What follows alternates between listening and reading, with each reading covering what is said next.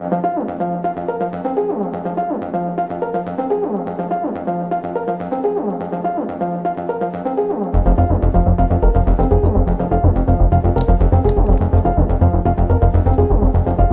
too much content, and we're here today. Howdy, everybody. Welcome to the Need to Know podcast, episode 3, airing live on this wonderful Friday, May the 25th, 2018. I'm General Tweed. Well, like Breadbox was just saying, we've got a whole number of topics to cover, so let's jump right into it, shall we? Alright, so what are we starting with first today, Breadbox? Our Middle East coverage and work our way around the world before we come back home. Apparently, there's just been a little bit of political maneuvering over the sanctions that are going back in place in Iran. So it looks like they have a statement that they're going to make, and then we'll have a clip to follow up with that about what Farage has to say about the current status of the Iran deal. All right, let's cue it up. Yeah. In response to 12 demands the U.S. has made for any new agreement, Iran's supreme leader said America cannot be trusted and issued demands of his own to European countries, conditions to keep Iran in the existing nuclear deal. The first demand, don't let the U.S. get away with violating international law. America violated the Resolution 2231. The United Nations Security Council members should come up with a new resolution against them, naming America as a violator of Resolution 2231. Ayatollah Ali Khamenei said Germany, France, and Britain should not call for new negotiations on Iran's ballistic missile program. They should stand up to the threat of U.S. sanctions, as well as protect Iran's ability to sell oil. Or buy the oil the U.S. won't. And he wants to ensure European banks continue trading with Iran. It's his clearest message yet about keeping the 2015 nuclear agreement intact, since Donald Trump pulled out earlier this month. And though Iran has no desire for a confrontation with European countries, Khamenei said when the rubber meets the road, he does not trust them not to side with their longtime ally, the United States. We shouldn't tie our economic issues to something that is out of our control and something that is being decided outside the country. When we tie the issue of economy and business to the nuclear deal, the result is that businessmen and investors have to wait for months to see what foreigners will decide. They have to wait for months to see if they will stay in the deal or pull out, if they will sign or not. And when they sign, will they stick to their signature or not? The active economic system of the country has to wait to see how foreigners will behave. The Supreme Leader also said that if Europe delays complying with his demands, Iran will consider the nuclear deal useless. Do what I say. If Europeans linger in response to these demands, the we reserve the right to resume the halted nuclear activities. Anti-Americanism is an essential part of Iranian politics since the revolution 40 years ago. But this speech was different. It's just essential. Iranian leaders are tired of the ongoing political drama over Rocket a deal Man they 2, considered Electric Boogaloo. Khamenei's language was more defiant and less diplomatic.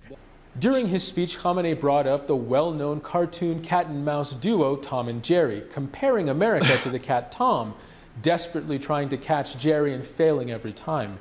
Meanwhile, Jerry, in this case Iran, continues to move forward unscathed. Zain Basravi, Al Jazeera, Tehran. Yeah, but here's the problem with that. Jerry the mouse is actually fucking clever. Yeah, I was just about to say, it's more like America is the fucking bulldog, and Iran is Jerry, or excuse me, Tom the cat. Speaking of that list of demands that we got, let's see here. First, Iran must declare to the IAEA a full account of the prior military dimensions of its nuclear program and permanently inviolability abandon such work of perpetuity. Second, Iran must stop uranium enrichment. Third, Iran must also provide the IAEA with unqualified access to all sites. Fourth, Iran must end its proliferation of ballistic missiles and halt further launching or development nuclear-capable missiles. Fifth, Iran must release all U.S. citizens. Sixth, Iran must end support to Middle East terrorist groups. Seven, Iran must respect the sovereignty of the Iraqi government and permit the disarming, demobilization, and reintegration of Shia militias. Eighth, Iran must also end its military support for the Houthi militia network and work towards a peaceful political settlement in Yemen. Ninth, Iran must withdraw all forces under Iranian command from Syria. 10th, Iran must end support for the Taliban and other terrorists in Afghanistan and the region and cease harboring al-Qaeda. 11th, Iran must end the IRGC Kurds forces support for terrorists and militant partners. And 12th, it must cease its threatening behavior against its neighbors, many of whom are U.S. allies. So, does any of that sound unreasonable? No, not at all. That's 100% reasonable. That's, beggars can always be choosers. Oh, lovely. What a wonderful world we live in. That's like being a hitchhiker on the freeway and having a sign that says, headed to Seattle when you're down in like Miami, and it says Uber Black only.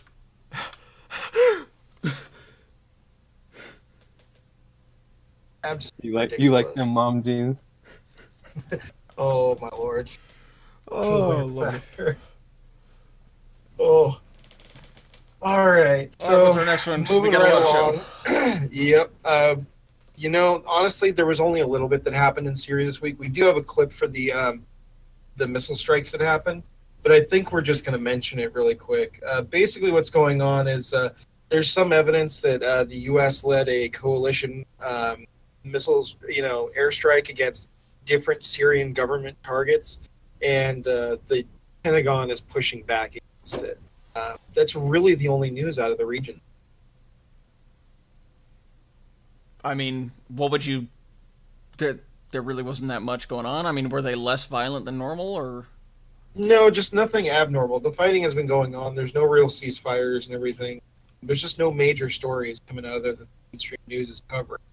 So I think the next topic that we have on the list that's actually pretty major, and we've got a lot to get through, is the Korea update. And, it seemed like that wasn't going to be too much this week. It seemed like the item of the week was going to be the cancellation by Kim. But you'll see over the course of the progression of these clips how Trump kind of took the reins. Yeah. I want to thank the president of South Korea, President Moon, for being here. We had a great afternoon yesterday. We had a fantastic dinner at the White House, accomplished a lot having to do with our thoughts on North Korea and very much our thoughts on trade. We are renegotiating a trade deal right now as we speak with South Korea, and hopefully it will be an equitable deal. It'll be a fair deal to both parties. It's been a rough deal for the United States, but I think that it will be much different, and it'll be good for both parties. So we're in the process of doing that. We're also in the process of discussing our, frankly, many options, and we have many options with respect to North Korea. Thank you very much. President? President.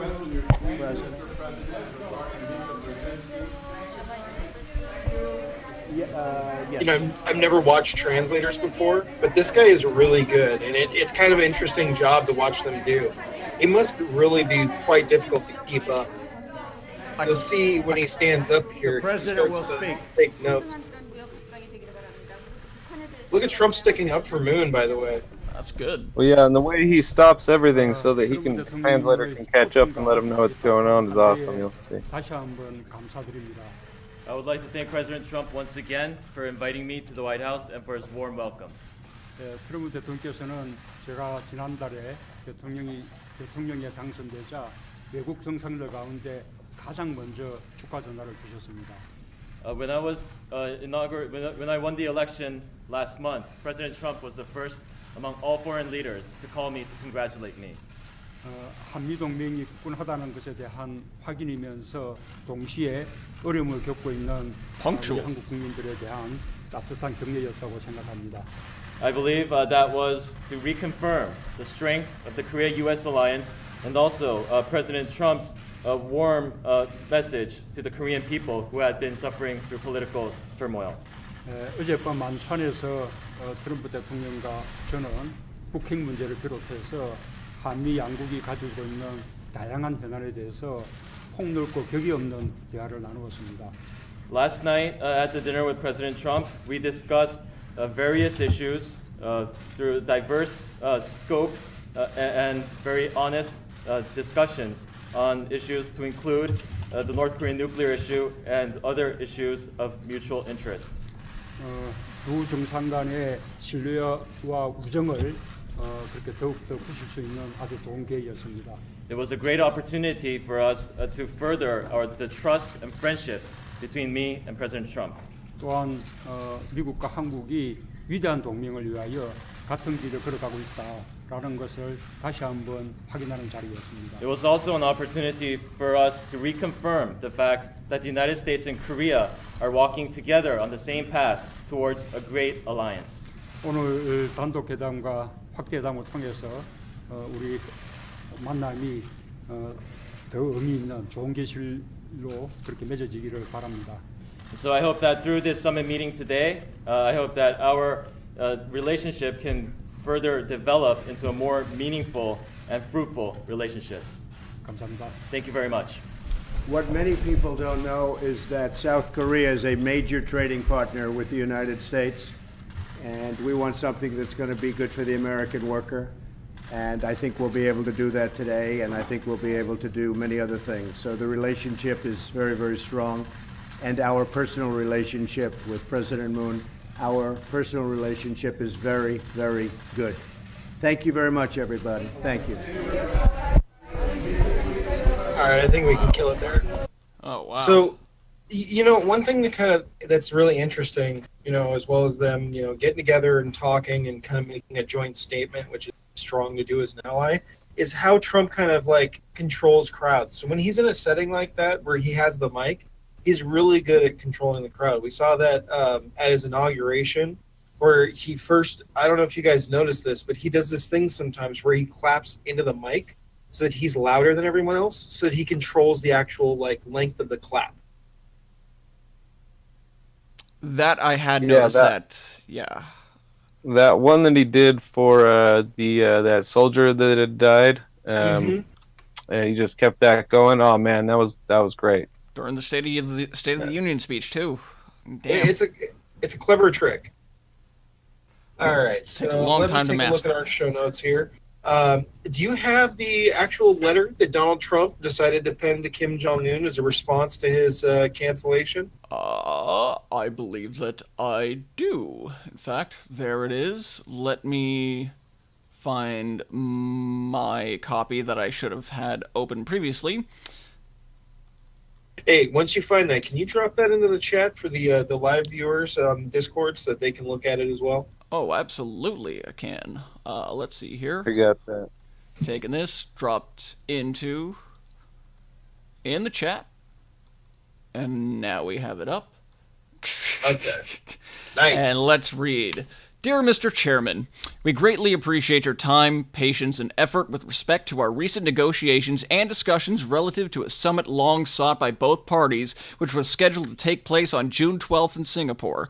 We were informed that the meeting was requested by North Korea, but that to us is totally irrelevant. I was very much looking forward to being there with you. Sadly, based on the tremendous anger and open hostility displayed in your most recent statement, I feel it is inappropriate at this time to have this long-planned meeting. Therefore, please let this letter serve to represent that the Singapore summit, for the good of both parties but to the detriment of the world, will not take place. You talk about your nuclear capabilities, but ours are so massive and powerful that I pray to God they will never have to be used.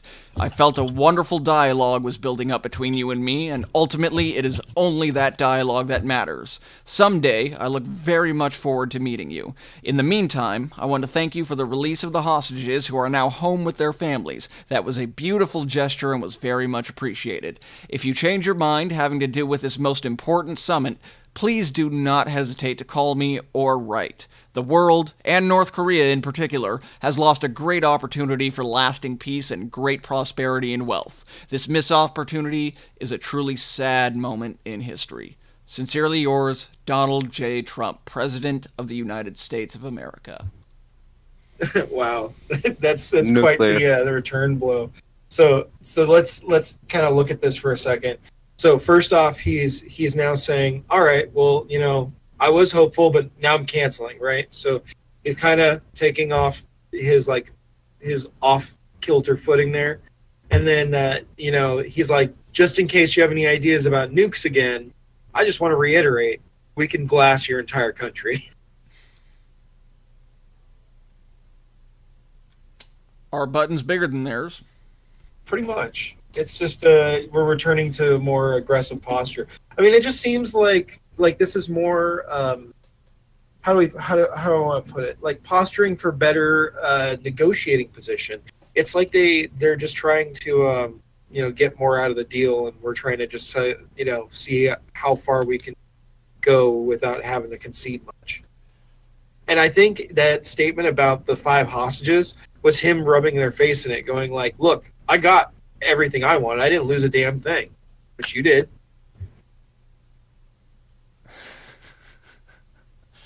That's just my read. I don't know. What do you think? They did apparently insult Pence very rudely on Wednesday.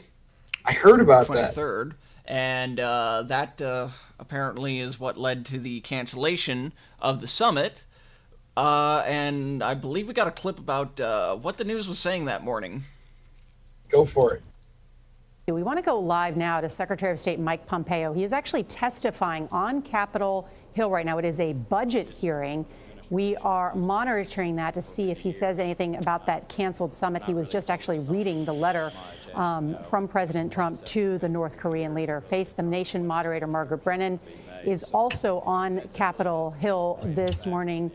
Margaret, I woke up this morning and I saw what the North Korean officials said in terms of warning of a nuclear showdown, calling the vice president of the United States a political dummy. Did this White House have any other option than to push back hard? No, you're right. Rhetorically, they kind of boxed themselves in and then were in turn boxed in by the North Koreans.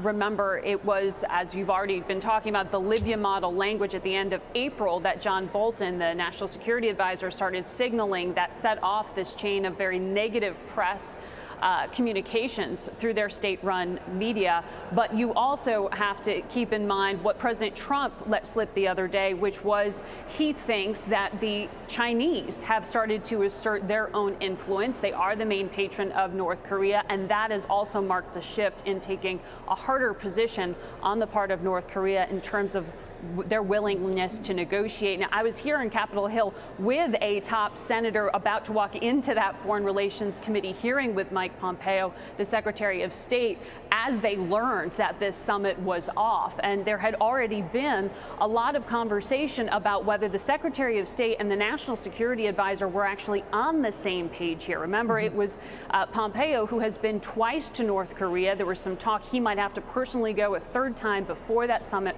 was to happen. This has been such an unusual round of diplomacy. This wasn't played safe like you've seen in the past with lower level officials working it up to the presidential level. This was a Hail Mary pass in many ways that many Republicans and Democrats either criticized heavily or credited the president for being willing to take the risk to meet face to face with Kim Jong-un. But there was always the question of what truly was North Korea willing to negotiate this time, because while the White House argued they had North Korea in a position of weakness economically, arguably North Korea has never been stronger in terms of their negotiating position because they have such a nuclear arsenal.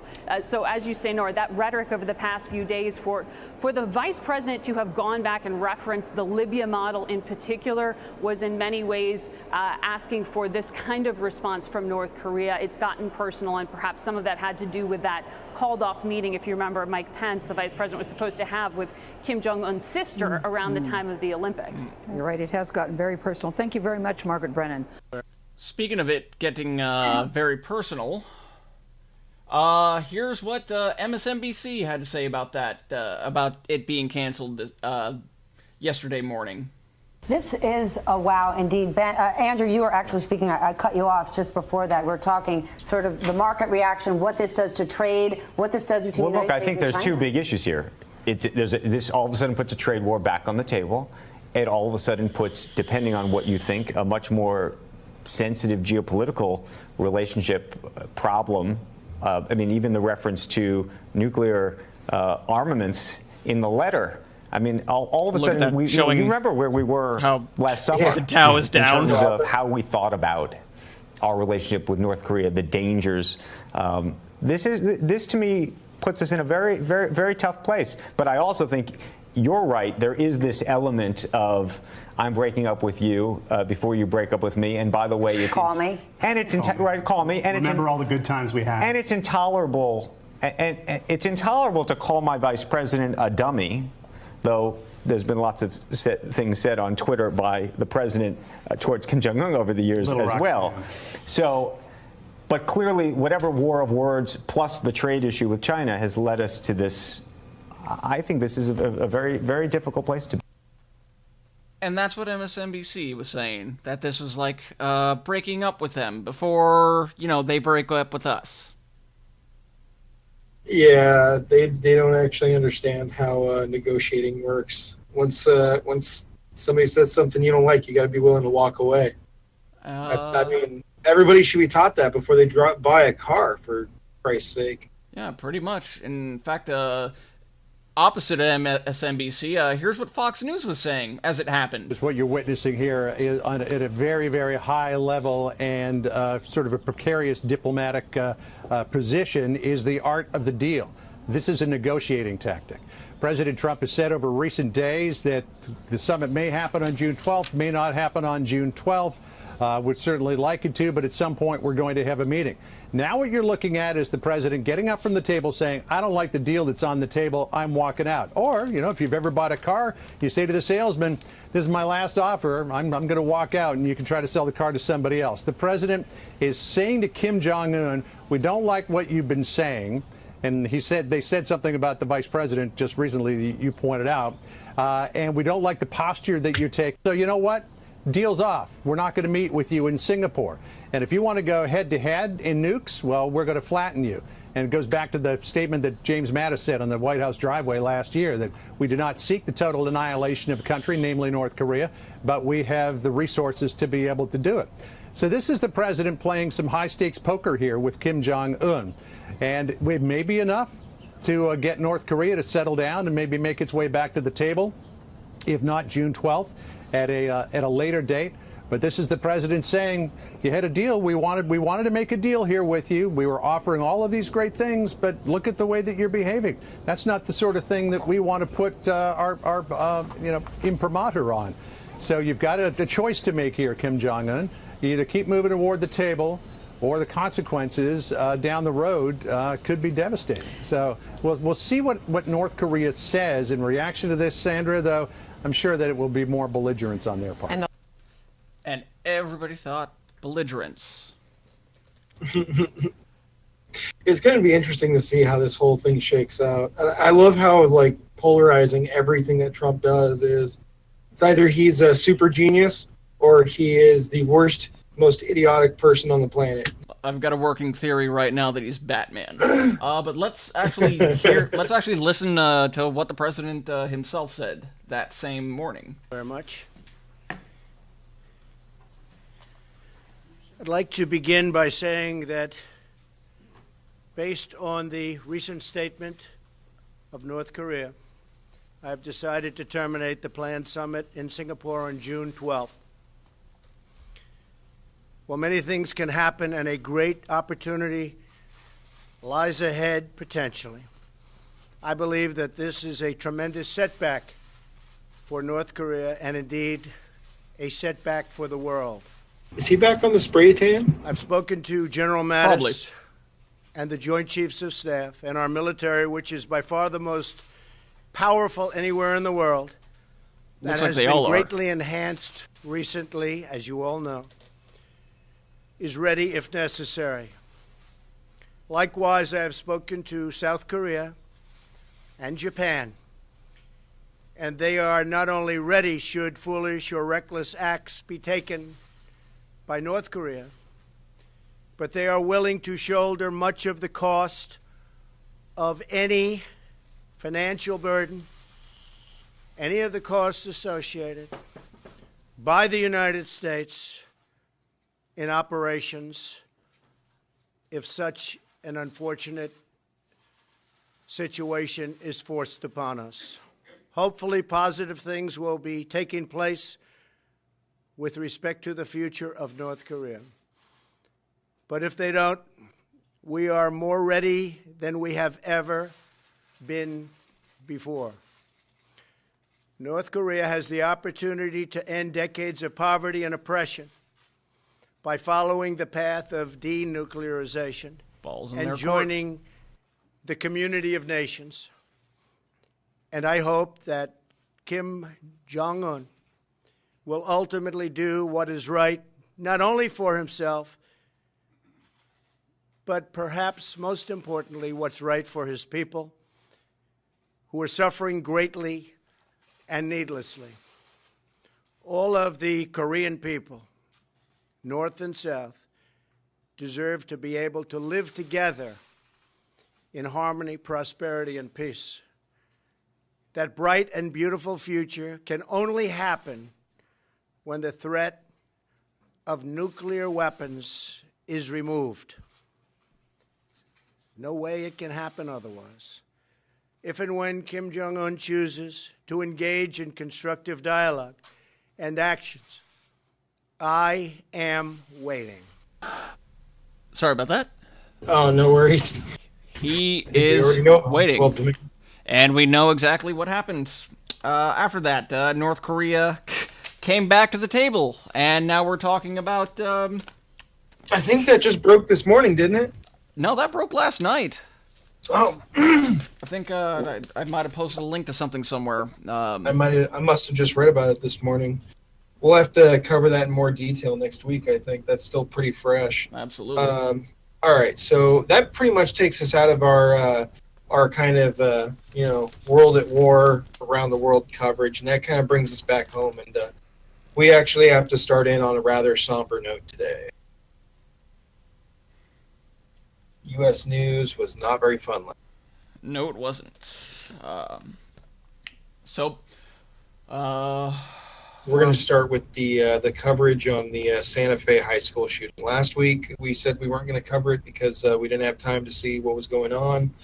And this week, it has been a pretty prominent topic. It hasn't dominated the news like Parkland or any of these other shootings have, but there's some really interesting things about the shooting that we should really hit on and discuss. Let's cue the clip. The NBC News Justice correspondent Pete Williams. All right, Pete, I have a couple questions for you on parts of the suspected news that we have that we don't seem to have updates on. This issue of explosives and the issue of did he have accomplices? Okay, on the explosives, they have found some explosive devices at his house, but these I would describe as very unsophisticated, things like a Molotov cocktail and a pressure cooker device, but I don't know that it was fully assembled. The devices at the school, we've been told for several hours, were 2 pipe bombs. But we don't believe that any of these explosive devices went off today. None of the injuries that we've heard of are consistent with explosives. They're all gunshot wounds. Now, some of the students said they heard loud booms, but remember, he had a shotgun. And if you fire a shotgun inside a building, it's going to make a loud You're going to hear the echo in the hallway type of thing, and it'll reverberate. It'll sound different than someone firing a pistol, for example, or even a rifle. So I think one thing that's unusual about this is it doesn't have many of the hallmarks of previous school shootings in this sense. It's not a person who gave off obvious warning signs. The teachers say he didn't turn in disturbing homework. He didn't have strange things on his websites. He wasn't complaining. He didn't have a history of mental problems. The only thing he told some students about is he worried about being bullied. And the second thing is he didn't come to school with a semi-automatic weapon. What the governor and the investigators have said is that most of the gunshot wounds were from the shotgun. And the other thing he had was a .38 caliber revolver, the old-fashioned kind of pistol like you see in the Westerns, not the more street-smart ones now that you see that people put the ammunition clips that have high capacity. A revolver can only hold like 6 rounds at a time. So it's unusual in those two senses. Taking a gun to school can still be very deadly. This idea that there may have been other people. Right. This frequently happens at the beginning of these scenes where people swear there may have been a second, and sometimes it's just you hear a shot from another think there had to be a second person. How much of that is this, or they did question a couple students? Yeah, well, I think this is different than that, where people think that more than one gunman was involved. Right. That's not the suggestion here. They're still trying to figure out the activities of two people. One person who seemed to be doing some strange, disturbing things afterward, which may suggest that he had advance notice, and the second person who was doing some strange things before the shooting. So what they want to know is, did anybody else help him plan this?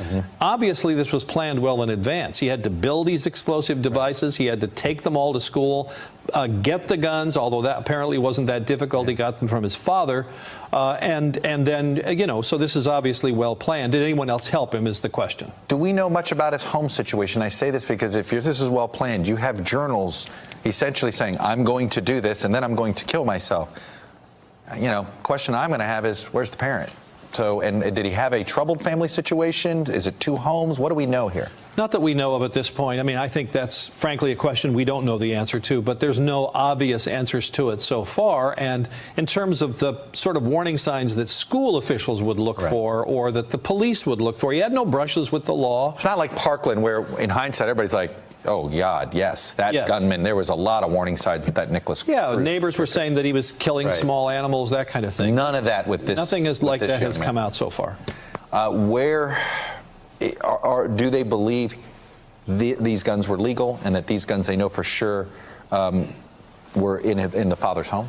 So first of all, Pagortzis himself could not have bought these weapons legally. 17, right. Right, so you have to be 21 to buy a handgun, you have to be 18 to buy a rifle or a shotgun. But it was not illegal for him to possess them if someone who bought them legally gave them to him. Nor, for example, would it be illegal for a 17-year-old to buy one of these weapons from somebody across the street. You just can't buy it from a licensed gun dealer. But we still don't know whether the father let him just shoot these guns, as I'm sure many people in Texas do, let their children learn how to use guns, or whether he took them without his father's knowledge or permission. To use a shotgun to shoot as many people as he did, that means he's quite good or quite proficient, or do you know that for sure? No, I'd say just the opposite. I'd say you'd say, no, I was just going to say, is that an indication of proficiency or not? No, because a shotgun is the number one or one of the most commonly used weapons for self-defense. And the reason is, unlike a conventional weapon which shoots a single bullet to the target, a shotgun puts out a spray of little round pellets. So you don't have to be terribly accurate in aiming a shotgun, especially in a confined space like a classroom or a hallway, to be lethal with it. Oh, man, they really had to get their firearms expert for this one, didn't they? Another story that, while there are some different details, big picture feels like we've done this way too many times. Oh, yeah. You know, there's so many things wrong with this. First off, if anyone ever tries to tell you about firearms and they call a magazine an ammunition clip, slap them and ignore them. Yeah, this isn't GoldenEye 007 for the N64, guys. Come on, seriously. Oh, I just gave that to my son like last month. He's stoked. I love that game. And furthermore, I love how he likes to show the hand spreading gesture for the shotgun spray, as if it's a fire hose and everything inside of a 90-degree cone in front of him will be enveloped in metal fury. And in reality, it's like 9 pellets that like occupy the space of like the size of your fist. If even, and that depends on how far it's going to go and your barrel length, and that depends on even if you have a choke on your shotgun too. I mean, I like Lethal Weapon as much as the next guy, but I know that that's not reality. Yep. Now, our next clip here, we got, I think it's on, the governor says the Santa Fe shooting. It sounds like. Let's cue that one up. A survivor tells us that the gunman taunted his victims during the carnage, singing the song "Another One Bites the Dust" in between shots. Authorities still haven't confirmed a motive for the shooting, but we're learning more about possible warning signs. I'm just me, and Shanna Fisher was among the first students killed in Friday's rampage. Her mother tells CBS station KHOU the 16-year-old for months had rejected the advances of alleged school shooter Demetrius Pagortzis. And I think that she knew beforehand because this guy kept harassing her about wanting to be with her, like, in a relationship. According to eyewitnesses, he barged into an art classroom and yelled surprise. Investigators say he opened fire with a shotgun and a revolver that he took from his father. This killer was intent on trying to inflict horrific damage on these kids. Vigorchi's attorney, Nicholas Pale, says the suspect's father doesn't know how his son got the weapons. I can't tell you why this happened. At church today, the community mourning the loss of 8 students and 2 teachers. 17-year-old Chris Stone played football. His teammates are devastated. Has it sunk in yet? Part of it, it's sad to see someone who's done something good, or at least tried to,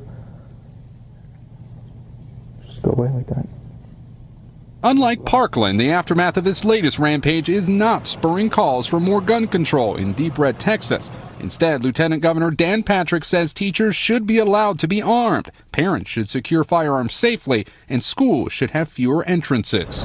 There should be 1 or 2 entrances at most, and we should have law enforcement looking at those entrances. Still, Santa Fe High did have armed guards and active shooter training. Officer John Barnes is in critical but stable condition after confronting the gunman. Without him, authorities say the death toll could have been much higher. Gabe Gutierrez, NBC News, Santa Fe, Texas. Hey, boss, I got a related picture. I just found this online. Can you grab that in the need to know text chat and blow it up for our users? Oh yeah. So it's relevant to the point I'm about to make. When we first reported on this, our news story last week said that he had Nazi paraphernalia on him. And that was Fox News, just so we're clear. And it was pretty good coverage. They covered like the basics of the story, all the details, his name, the victims, and so on and so forth. But I thought it was really weird that at the time they wanted to latch on to the Nazi paraphernalia. And if you take a look at the jacket that is linked in his social media, he didn't have ideology. My God, this kid was just an amalgamation of all sorts of... I mean, you got fucking Hammer and Sickle equaling rebellion, Rising Sun equaling kamikaze tactics, Iron Cross, bravery, Baphomet evil, and then fucking Cthulhu meaning power? Cthulhu. Yeah. H.P. Lovecraft's Cthulhu. Oh. He's a high school neckbeard, bro. He just was having a rough time, and things got to him. I mean, and it's just disgusting how people wanted to capitalize on this, because you saw on both the extreme left and or not even the extreme left. You saw on the left and you saw on the right how people wanted to latch on to, oh, he's a Nazi, or oh, he's Antifa, or even some tried to push that he was doing this because he couldn't get laid. It's important that we kind of look at this for what it is. It's a troubled individual, and it's a tragedy, and it's not a political tool. Not at all. And so, if there's anybody else out there who might be listening to this and thinking thoughts like that,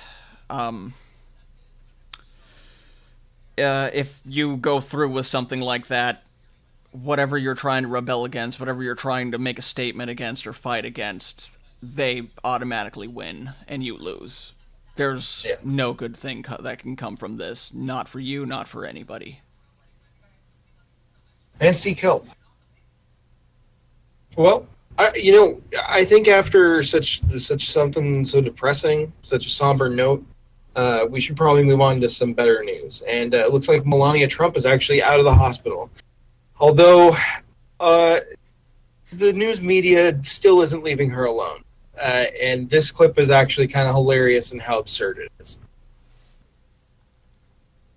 What kept Melania hospitalized for 5 days? CNN White House correspondent Kate Bennett. I think it's upsetting and a little concerning for the American public to understand that the First Lady of the United States is in the hospital for as long as she was. Is there a feeling in Washington that there may be something else going on here? Yeah, I mean, I think there's certainly a feeling, not just in Washington, but beyond the Beltway, that there might be something going on more serious with the First Lady. All indications from my reporting, from being in contact with her office, is that that is not the case. The First Lady's stay was longer than normal. Usual recovery time for a kidney embolization is 2 to 3 days. Sometimes people are even released the same day as an outpatient. Dr. Nancy Simpkins says Melania's physicians were likely just erring on the side of caution. There's a lot of reasons she might stay longer, one of which being that she is the First Lady and we do keep an extra eye on her, and two being maybe she's having a little bit of extra pain. There's a whole myriad of symptoms that she could be experiencing, all of which is non-life-threatening but requires prolonged hospitalization. The New York Times reported that White House aides observed at Walter Reed Medical Center wore blue scrubs, which is unnecessary for people interacting with a patient who had undergone this procedure. Melania's spokeswoman Stephanie Grisham told Inside Edition the New York Times sources had no involvement whatsoever with Mrs. Trump's medical care, so anything they said was pure speculation and not necessarily accurate. Thank you.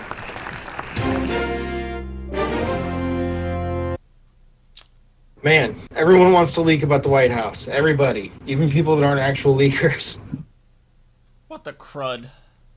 I know, it's like the lady can't go and have like a procedure done. Like, I mean, down seriously. to what type of scrubs that the nurses and Yep. doctors were wearing. They don't usually wear that color when they're not in the surgery ward. Oh, it's not. It's the wrong color. It's the wrong color. Not for what.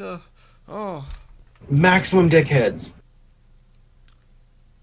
All right, so we've got a little bit more news to go through. It looks like Department of Justice finished their rough draft of their probe into the Clinton on their Clinton probe, I should say. Watch my stutter. Let's cue it up. Welcome back to Hannity. Breaking news now. According to a report, the DOJ Inspector General, the one we've been waiting for, has completed a draft of a report as it relates to the handling of the Clinton email investigation. Here with reaction to all of this, Ohio Congressman Jim Jordan, Florida Congressman Ron DeSantis, also with us, Fox News contributor Sarah Carter. Sarah, let's talk to you first. We know it's supposed to come in May. It was first supposed to come in April. But they found new information as it relates to this, and new evidence and the new trail they were following. Where are we with this?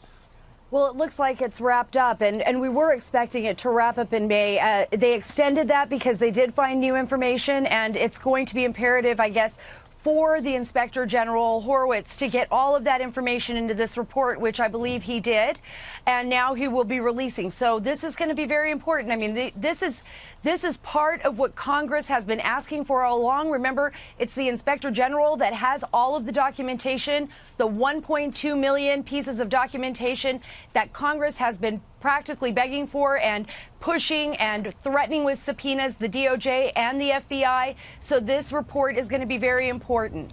Let me go to Congressman Jim Jordan. This is a big breakthrough on top of the letter that both you, Ron DeSantis, and Mark Meadows, who's not with us tonight, have put out saying the president, you've got to get involved. You've got to tell the attorney general, and you have the power constitutionally to do so. There's over 1.2 million documents we're talking about here.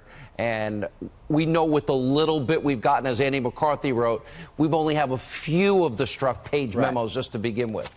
Right. Couple things. First, to the Inspector General's report. Remember, it was Michael Horowitz who uncovered the page-struck text messages where we've learned so much information. It was also Michael Horowitz and his team who determined that Andy McCabe had misled people, lied 4 different times, 3 times under oath.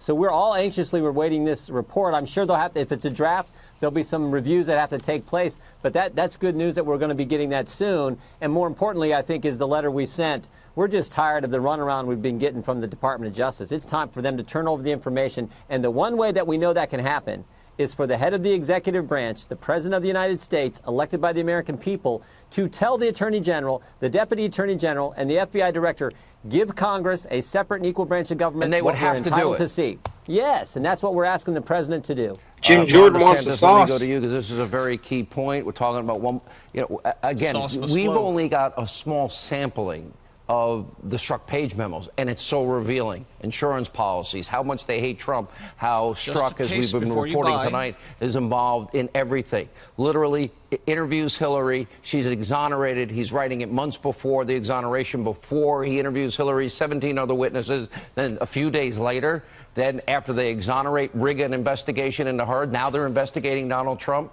And that the timing, as the George Papadopoulos story is blowing up in their face. That's why, Sean, I think the combination of the IG report hitting hopefully very soon.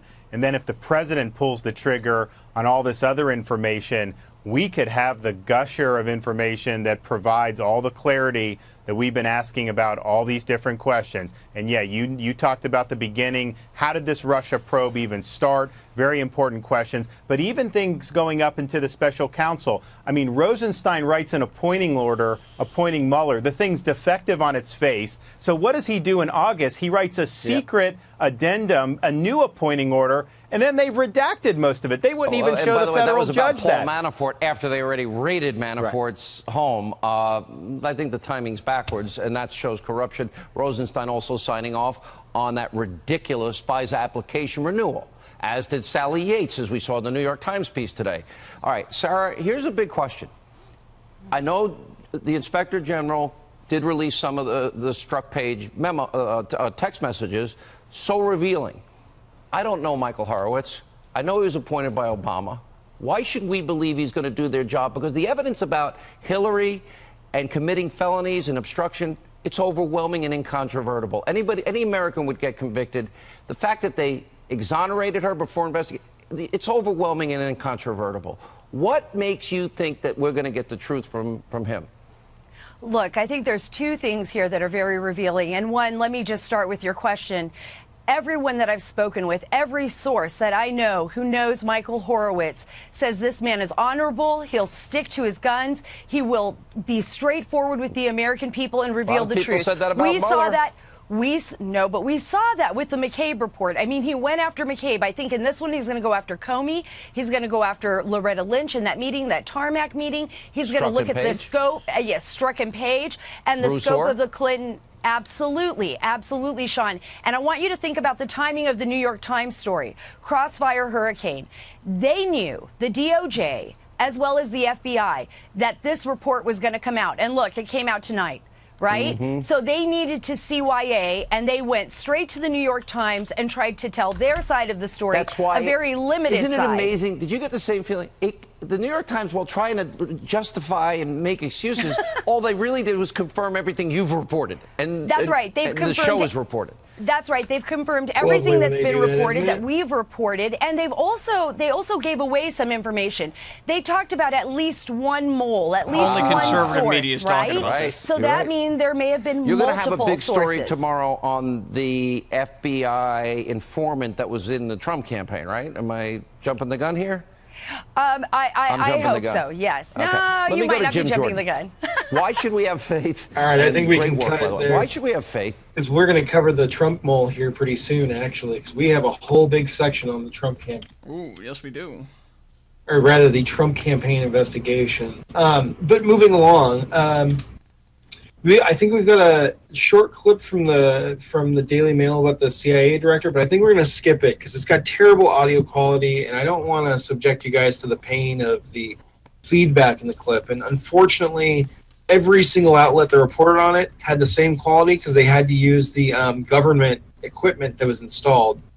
But just to note it, because it is very important, it's very historic, Gina Haspel is actually our first female CIA director, and she was sworn in this week by Mike Pompeo and the president and vice president. So you're telling me a glass ceiling was broken under Trump? Many of them, yeah. Just one of many. Oh, there we go. All right. All right. Hey, we do have some weird news next that also happened on Monday. Oh, yeah? The announcement about the Obama Netflix series. We just can't get enough of Barry, can we? Ooh, yeah. Apparently not. Speaking through teeth. Let's see the clip. Former President and First Lady Barack and Michelle Obama are getting into show business with Netflix. The streaming giant announced Monday the Obamas have agreed to produce a mix of content, including films and documentary series. According to those close to the former president, he does not intend to use this platform as a campaign against President Trump. Here's how Mr. Obama describes the deal. Quote, One of the simple joys of our time in public service was getting to meet so many fascinating people from all walks of life and to help them share their experiences with a wider audience. That's why Michelle and I are so excited to partner with Netflix. We hope to cultivate and curate the talented, inspiring, creative voices who are able to promote greater empathy and understanding between peoples and help them share their stories with the entire world. The financial terms of the deal have not been released, but sources say it's in the high 8 figures. Netflix stock closed up 2.4% Monday. Huh. Gee, I wonder what episode 1's going to be about. Have they even released plot details? Do we know who's directing? Do we know who's producing? They got Quentin Tarantino in there or something, or what? I have no idea on any of that. All I know is I think the market was pretty telling about how bad of a decision that was. I think people are really tired of seeing the Obamas. Yeah, either that or South Park was right about Netflix and they'll just greenlight anything. Well, you know, the thing about it is like people say that Donald Trump was the reality TV president, but Obama really was, and he got so used to the limelight that he doesn't want to give it up, and everybody around him is starting to hate it. I mean, even the fucking Dems are getting tired of seeing him. Living on a lighted stage approaches the unreal. Yeah, whatever. Yeah. All right.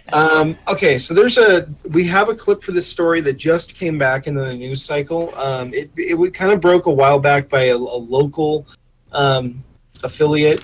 But we should play it here really quick. It's the spying devices that are found in D.C. Apparently there are a bunch of Stingray-like devices that are being deployed by unknown individuals.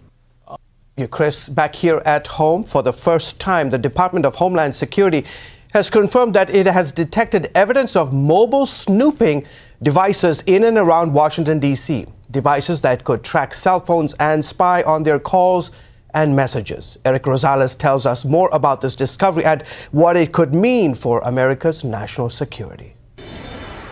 When we make a phone call with our cell phone, we don't think others are listening to our conversation. But with the help of these devices called Stingrays or cell site simulators, anyone can listen in. Now the Department of Homeland Security has acknowledged it's found several here in the D.C. metro area.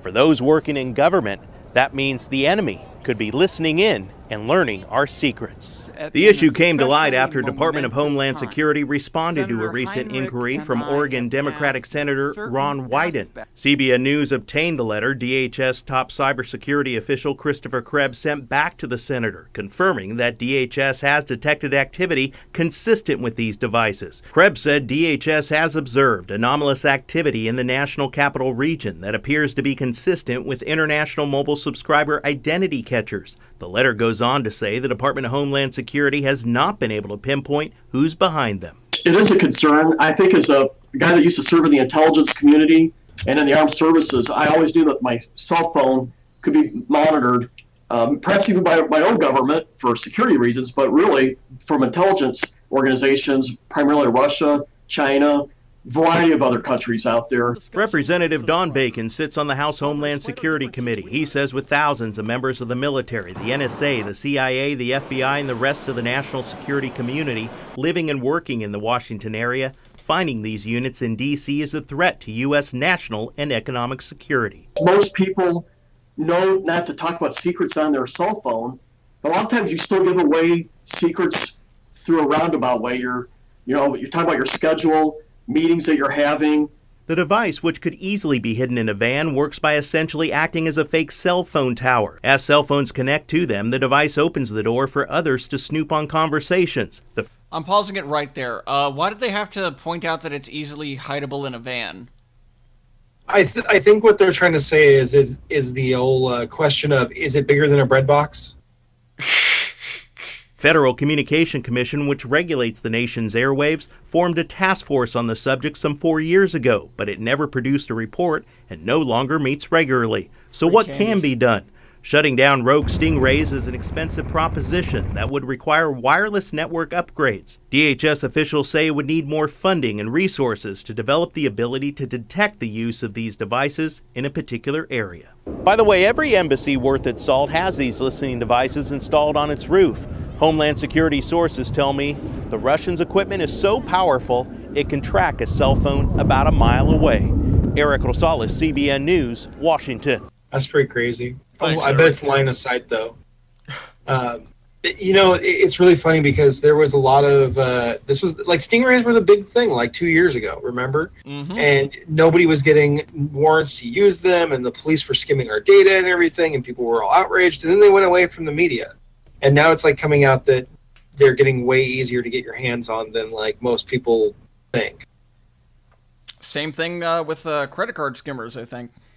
Yeah, I on that note, just as an aside, I recently saw a report. It was probably not that recent, like 6 months ago, where they were using credit card skimmers that were wafer thin. So they're not just faux like plastic covers for the credit card reader, but it's actually a little wafer thin device that you slip into the card slot, and it has an NFC chip in it, so you can go back and read the data and scrape it off. Technology improving without us even knowing. Yeah, seriously, it's pretty scary. All right, so we're moving on. The NFL protesting stuff came back in the news cycle this week. Just for a little bit of interesting news, since this is kind of a big cultural thing in the U.S. It looks like the NFL is actually going to do something about their bad PR in relation to our national anthem. Well, let's find out what they did. The National Football League has a new policy designed to stop players from kneeling during the national anthem. If a player kneels on the field, the team will be fined. However, there is one concession here. Players will now be allowed to stay in the locker room if they choose. Stephen D'Souza has the story. The NFL has been wrestling with this issue since 2016, when Colin Kaepernick first took a knee to protest police brutality as well as racial inequality. But it really became a flashpoint in the culture wars in the United States when Donald Trump began tweeting and speaking about this issue, saying that NFL players, mostly black, were unpatriotic and not showing respect to the flag. He even blamed declining ratings and lower attendance in the NFL for the players' actions. So the NFL, in its annual meetings in Atlanta today, came up with this new policy that states that any players and league personnel on the field must stand and show respect to the flag and the anthem. Any player not wishing to stand must remain in the locker room. If not, the team faces a fine. We want people to be respectful to the national anthem. We want people to stand. That's all personnel, and make sure that they treat this moment in a respectful fashion. The NFL Players Association put out a statement reacting to the new policy, saying that they were not consulted and that they may challenge aspects of the new policy. I also spoke with a prominent sports columnist who called the decision idiotic and a head-scratcher and said that NFL owners are caving in to Donald Trump's bullying. And already some owners are already pushing back. The owner and chairman of the New York Jets saying that he will take care of any fines levied against his team as a result of this new policy. Stephen D'Souza, CBC News, New York. I think we can go ahead and kill it there. Wow. Just wow. Canadian broadcasting. They're forced to, not give the company bad PR by disrespecting the country that they're from during the national anthem. So it must be Trump's fault, and he must be bullying them out of it. They didn't make a decision based on the revenue loss or anything. They're not a private corporation that can do whatever it is that they want. I mean, like liberals using that argument when they were starting to shadow ban conservatives on Twitter. They just don't understand because they're infected by socialism. They must have done something to break the terms of service. Oh, my Lord. Well, cool. Right. Here's your version, except with the NFL. All right, let's see where we're at here. There's actually been a little bit of a happening with the Hawaii disaster coverage. So we've been kind of covering that in the drop, but there's actually kind of a big problem happening on the island. They're talking about possibly having to evacuate the entire island because a rather important geothermal plant is about to be enveloped in the lava flow. And it looks like as of Thursday, it was starting to encroach upon the actual site, and the lava was starting to hit fence. We got a neat little clip there for it. I feel bad for the people that are suffering because of this disaster right now, but it is absolutely inspiring to behold. I love this. I'm trying to find the clip right now. What do we need? Should be Hawaii lava threatens geothermal plant. I just can't be that stupid, am I?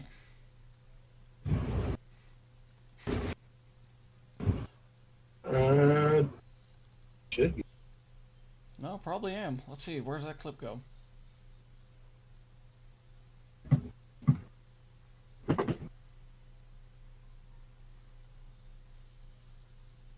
Oh, maybe it didn't make it in the list. Oh no. Here, I'll pull it for later. Ah. I'll grab it and we can run back to it. All right. Well, we can come back. Do we to have that. the clip for Harvey Weinstein?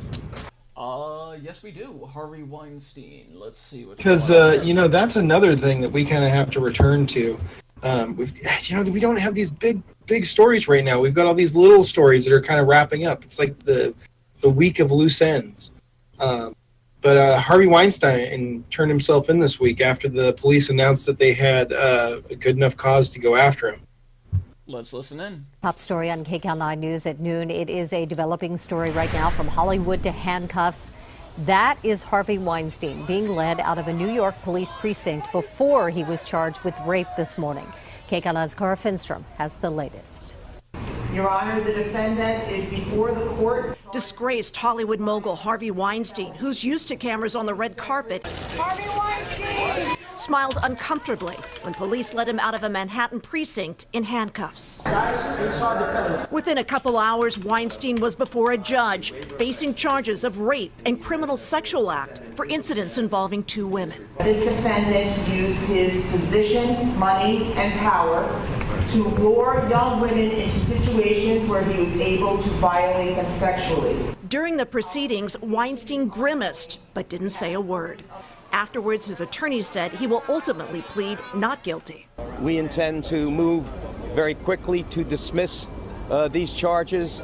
We believe that they are constitutionally flawed. We believe that they are not factually supported by the evidence. Weinstein is also the focus of sex crimes investigations here in LA and in London. And according to the Wall Street Journal, federal prosecutors in New York have started their own investigation. We spoke with legal expert Steve Meister about whether the New York case could affect the investigation in LA. Will evidence be produced in New York that can be used in other jurisdictions? Absolutely. I have a feeling that all 3 jurisdictions, LA, New York, and London, have long been sharing evidence. More than 80 women now claim Weinstein raped, sexually assaulted, or harassed them. Many of their allegations will never... Okay, wait a second. First, say what you were going to say. Oh, the guy with the glasses. His glasses were ridiculous. And that angle just made it terrible. He needs a PR person. He looked like the 30-year-old who was just got kicked out of his parents' house. Legally. And, but only after someone got him Dollar Shave Club. Just another bad joke, but the screen right before this showing all the alleged women, that looked like a Street Fighter. Be prosecuted, but Meister says attorneys may use some of the accusations to try and show a pattern. Actress Rose McGowan says Weinstein raped her 20 years ago. Yesterday, she talked about how seeing him go to trial might affect her. And hopefully that will actually heal a lot of the kind of trauma I get whenever I see his face, or whenever I hear his name, or whenever I have to read or hear that he says it was consensual. And I'll get to sit there, and I'll get to look at him. The LA County DA's office says it's currently reviewing 5 potential cases against Weinstein. 3 of those cases are from the LAPD. The other 2 are from the Beverly Hills Police Department. As far as what's next for Weinstein, he is due back in court in New York on July 30th. Republicans who have... I don't understand the shaved head thing with these actresses that, like, as soon as they have like a traumatizing story come out in public, they're like, all right, I have to shave my head. And is it just like it's something their agents tell them to do, maybe? I honestly don't know. It's that's actually a really good question, though. I mean, is it a PR stunt, or is it just... All right, did you grab that Hawaii clip? I think I just sent it to you. Yes, I did. Queuing it up right now. All right, let's revisit this Hawaii story. Emergency workers in Hawaii are racing to protect a geothermal power plant near the Kilauea volcano. Slow-moving molten rock entered the site and is just a few hundred yards from the wells. There's concern lava could trigger the release of deadly hydrogen sulfate gas. Mark Strassman is in Kapoho, Hawaii, near a fissure threatening the plant. Mark, good morning. Good morning. I can feel the heat, and I hope that you can hear the power from this fountain of molten rock that has created a new potential crisis here. This relentless lava flow has begun to encroach on the property of a neighboring geothermal plant, which powers about a quarter of this island. The worry is if the lava pushes on into the plant, it could unleash more toxic gases. He took speaking lessons from Shatner. Lava continued its steady march toward the Puma geothermal venture plant before stalling late Monday. The facility shut down, but the wells there still present a risk if overrun with molten rock. It's not easy to predict where it's going to go and when it's going to get there. Flammable liquids have already been removed, and the wells have been filled with cold water, but won't be plugged until today. A worst-case scenario could be catastrophic. There's a steam release, there's many chemicals, but primarily hydrogen sulfide, a very deadly gas. Meanwhile, lava continued to burst from the area's active fissures on Monday. Not one, but two flows of lava now pour into the Pacific Ocean. Their 3-mile journey over land left behind lava mounds that in some cases tower 20 feet high and have shut down this highway. And right now it's peaceful and quiet here, but this could be a raging river of lava in a couple hours. Hundreds of evacuees have been forced from their homes for nearly 3 weeks now, with some families supporting each other in this makeshift relief center. Heath Dalton's house burned down last week. He's frustrated officials made him leave days earlier before he could remove any of his family's belongings. They wouldn't let anybody in. And now that there's probably 130 acres covered in lava, there's down power poles, cracks in all the roads, fissures coming everywhere, now they're letting people in. Along with all this molten rock, this fissure keeps producing toxic gases, including sulfur dioxide.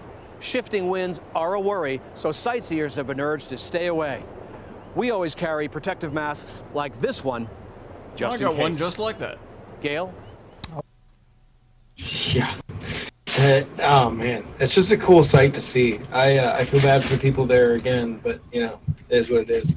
It's kind of weird that at the beginning of the year, Hawaii had that missile scare, and well, now this.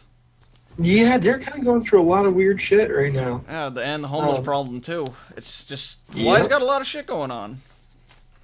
All right, so you know, we always try to touch on what's going on with the U.S. military, and honestly, there hasn't been a whole lot of crazy things.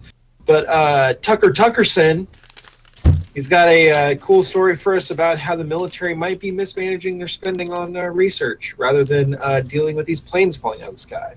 Tuckerson. Yeah, it should be Pentagon spends $1 billion. No. I have the clip linked. I have the clip queued up and everything. I'm just asking Tuckerson. Yeah. Tucker Tuckerson. Tuckerson. Tucker Tuckerson. Yeah. No, Tucker Carlson. I know. Tucker Tuckerson. Well, the age of Terminators is getting closer, courtesy of the Pentagon. The DoD plans to spend more than $1 billion in the next couple of years developing and deploying military robots. But as technology advances, the military is struggling to keep its current equipment functioning properly. Military plane crashes, you may have noticed, are at a 6-year high. Since October 1st of last year, there have been 12 fatal accidents that have resulted in 35 pilots and crew dying. Colonel David Hunt is a Fox News military analyst, and he joins us tonight. Colonel, do you see a pattern here? And if so, what does it mean? Yeah, this pattern's been coming since 2013 when sequestration was approved on top of a 17-year war. Constant deployments, this was expected on top of some very bad leadership from senior military and Pentagon officials.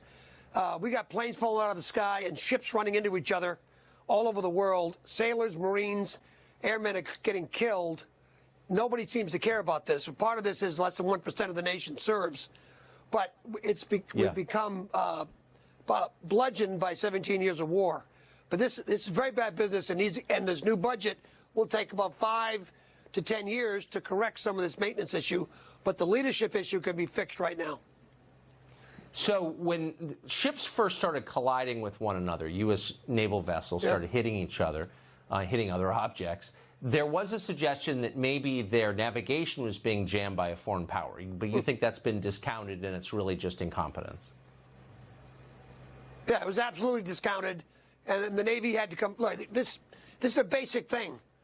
You know, and I'm an Army guy, not a Navy guy, but ship on the ocean goes and avoids other ships on the ocean unless you're having a war and you shoot at them.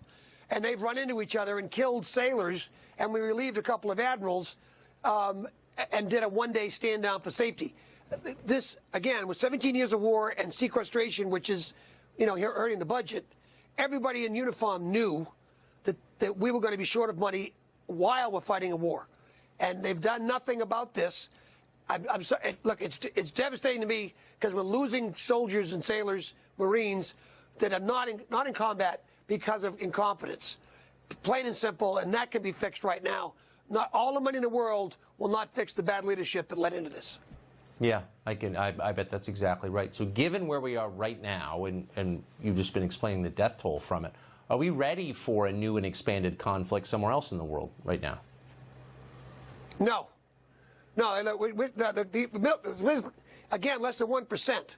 We're still in the middle of Afghanistan and Iraq and Syria. North Korea, from an air standpoint, okay. But on the ground battle in North Korea, very, very difficult to do with terrain. It's not mechanized friendly. My answer is no. 17 years of constant war. We've got a great military, but they're tired. And the gear that we're talking about now is giving out. And the next will be the guys. So we've got to figure this one out. We simply don't seem to want to. Would it make a difference if we shut down the Afghanistan operation after all these years, close to 2 decades, and move those resources somewhere else and gave the people involved a breather? Would that help? Yeah, absolutely. It's not just the guys shooting. It's 5 to 10 people behind them that get them to the field. Those are the guys that we're churning out and eating up. But yeah, Afghanistan, it's been going on for 15 years too long anyways. That yes, that's an example of something that would certainly help the maintenance of this and the soldiers. This is a tired, great force, but very, very tired. Of course they're tired. They've got to be. Colonel, thank you very much. I appreciate that. So, yeah, he's kind of ripping on the military a little bit over their choices of spending on, you know, new technologies, robots, and all these other things instead of thinking about the safety of their soldiers. It's a fair point to make, I think. Not really much other in military news for us, other than the F-35 finally got used in combat by the Israelis. Ooh. Well, I mean, maybe Yeah, it's a little weird. Let's see. The commander in Israel's Air Force has provided new updates into the open-air battle between Iran and Israel a few weeks ago. The Air Force now says Iranian Revolutionary Guard troops launched 32 missiles towards the Israeli Golan Heights on May 10th. That's a dozen more missiles than previously thought. Israel also confirmed it used its state-of-the-art brand new F-35s for combat operations. It appears it's the first time the F-35 jet was ever used in a combat sortie. The Air Force says jets struck 20 targets in Syria that belong to Iran. They were met with more than 100 Syrian anti-aircraft missiles. They all missed, and the IDF successfully destroyed in response anti-aircraft batteries. Still with us is retired IDF General Hanan Geffen, but let me first turn our attention to Daniel Tzemach, our defense correspondent. This new information all came a few hours ago from the Israeli Air Force commander. What do we know about the use of these F-35s, specifically their role in combat missions? Well, so he was addressing a group of some 20 or so Air Force commanders from foreign militaries around the world and acknowledged that the Israeli Air Force has utilized utilized the F-35, a deer jet, a deer meaning mighty, in at least two occasions on two separate fronts. While he said that, he held up proudly a picture of one of these jets in broad daylight over the skyline of Beirut, maybe some sort of message to Iranian-backed Hezbollah, which is very active and operating in Lebanon. Definitely a big announcement for the Israeli Air Force commander, especially given the audience and given the context of what's happening specifically when we talk about Syria. A lot of these mysterious attacks that don't have necessarily a claim of responsibility from any actor at times. It leads some to maybe question whether the F-35 is being used there. And also when we're talking about air defense technologies being improved for nations such as Syria, for example, the F-35 poses a very strong strategic advantage for the Israeli military, aside from the pitfalls. Very expensive. There are a lot of issues with this jet, but here we're understanding really what the sort of role it plays in Israel's weapons arsenal. I want to bring back the General. General Hanan Geffen, your take on the F-35. This is a state-of-the-art jet. It's a stealth jet, but they're incredibly expensive. They're costing Israeli taxpayers $100 million apiece. They're difficult to maintain. Reportedly, they're difficult to fly. Is it worth it, though? Is it necessary for Israel's future? Yes, what we see here, actually, in Syria and vis-a-vis the Iranian, it's a very crucial part of the exchanges that go all across the Middle East. And I'm glad that Secretary Pompeo presented a whole approach to the Iranian case. Israel is part of it. And Israel, every week or so, some Iranian clerics will declare that we are going to destroy Haifa or Tel Aviv. We have the ballistic missile, and this kind of strikes with the F-35 and without the F-35 is a very clear demonstration to the Iranians that the force is not their strong side. The Air Force is very weak. As a matter of fact, they have only the ballistic missiles, and this is going to be taken care of by the new approach of the new administration of the by President Trump and the new administration. All right. I think it's official. It's a good plane at this point. They must have worked out most of the kinks. I mean, you heard 24 missiles after it, and not a single one scratched the paint. So that's a good. Have you seen the helmets for these things? The helmets for them? No, I haven't actually. Oh my lord, the F-35 helmet. It's amazing. It's like a holographic display. Oh, you gotta put that into the chat, man. Basically, it's so big and it covers like your whole head, so you can see like through the plane. It's bizarre. Let me get it good. There's got to be a good view of it somewhere on here. It's hard to just explain without a video. It looks something like this when you're looking through it. If you see in the text chat there, I think that's a good one. Oh, my cat says it's awesome. So basically it looks like that. So it kind of has that green superimposed image, and then when you look around the cabin, you can see the terrain and everything that's outside the actual airplane. I'm pretty sure there's a video game that looks just like this. Oh, definitely. All right, so, I think we're pretty much done with our military news at this point. We can just jump right into the Trump investigation update. And we're finding out more about this individual, Stephen Halper. Meanwhile, One America's John Hines met up with Judicial Watch President Tom Fitton to get his reaction to the scandal and has the latest from Washington.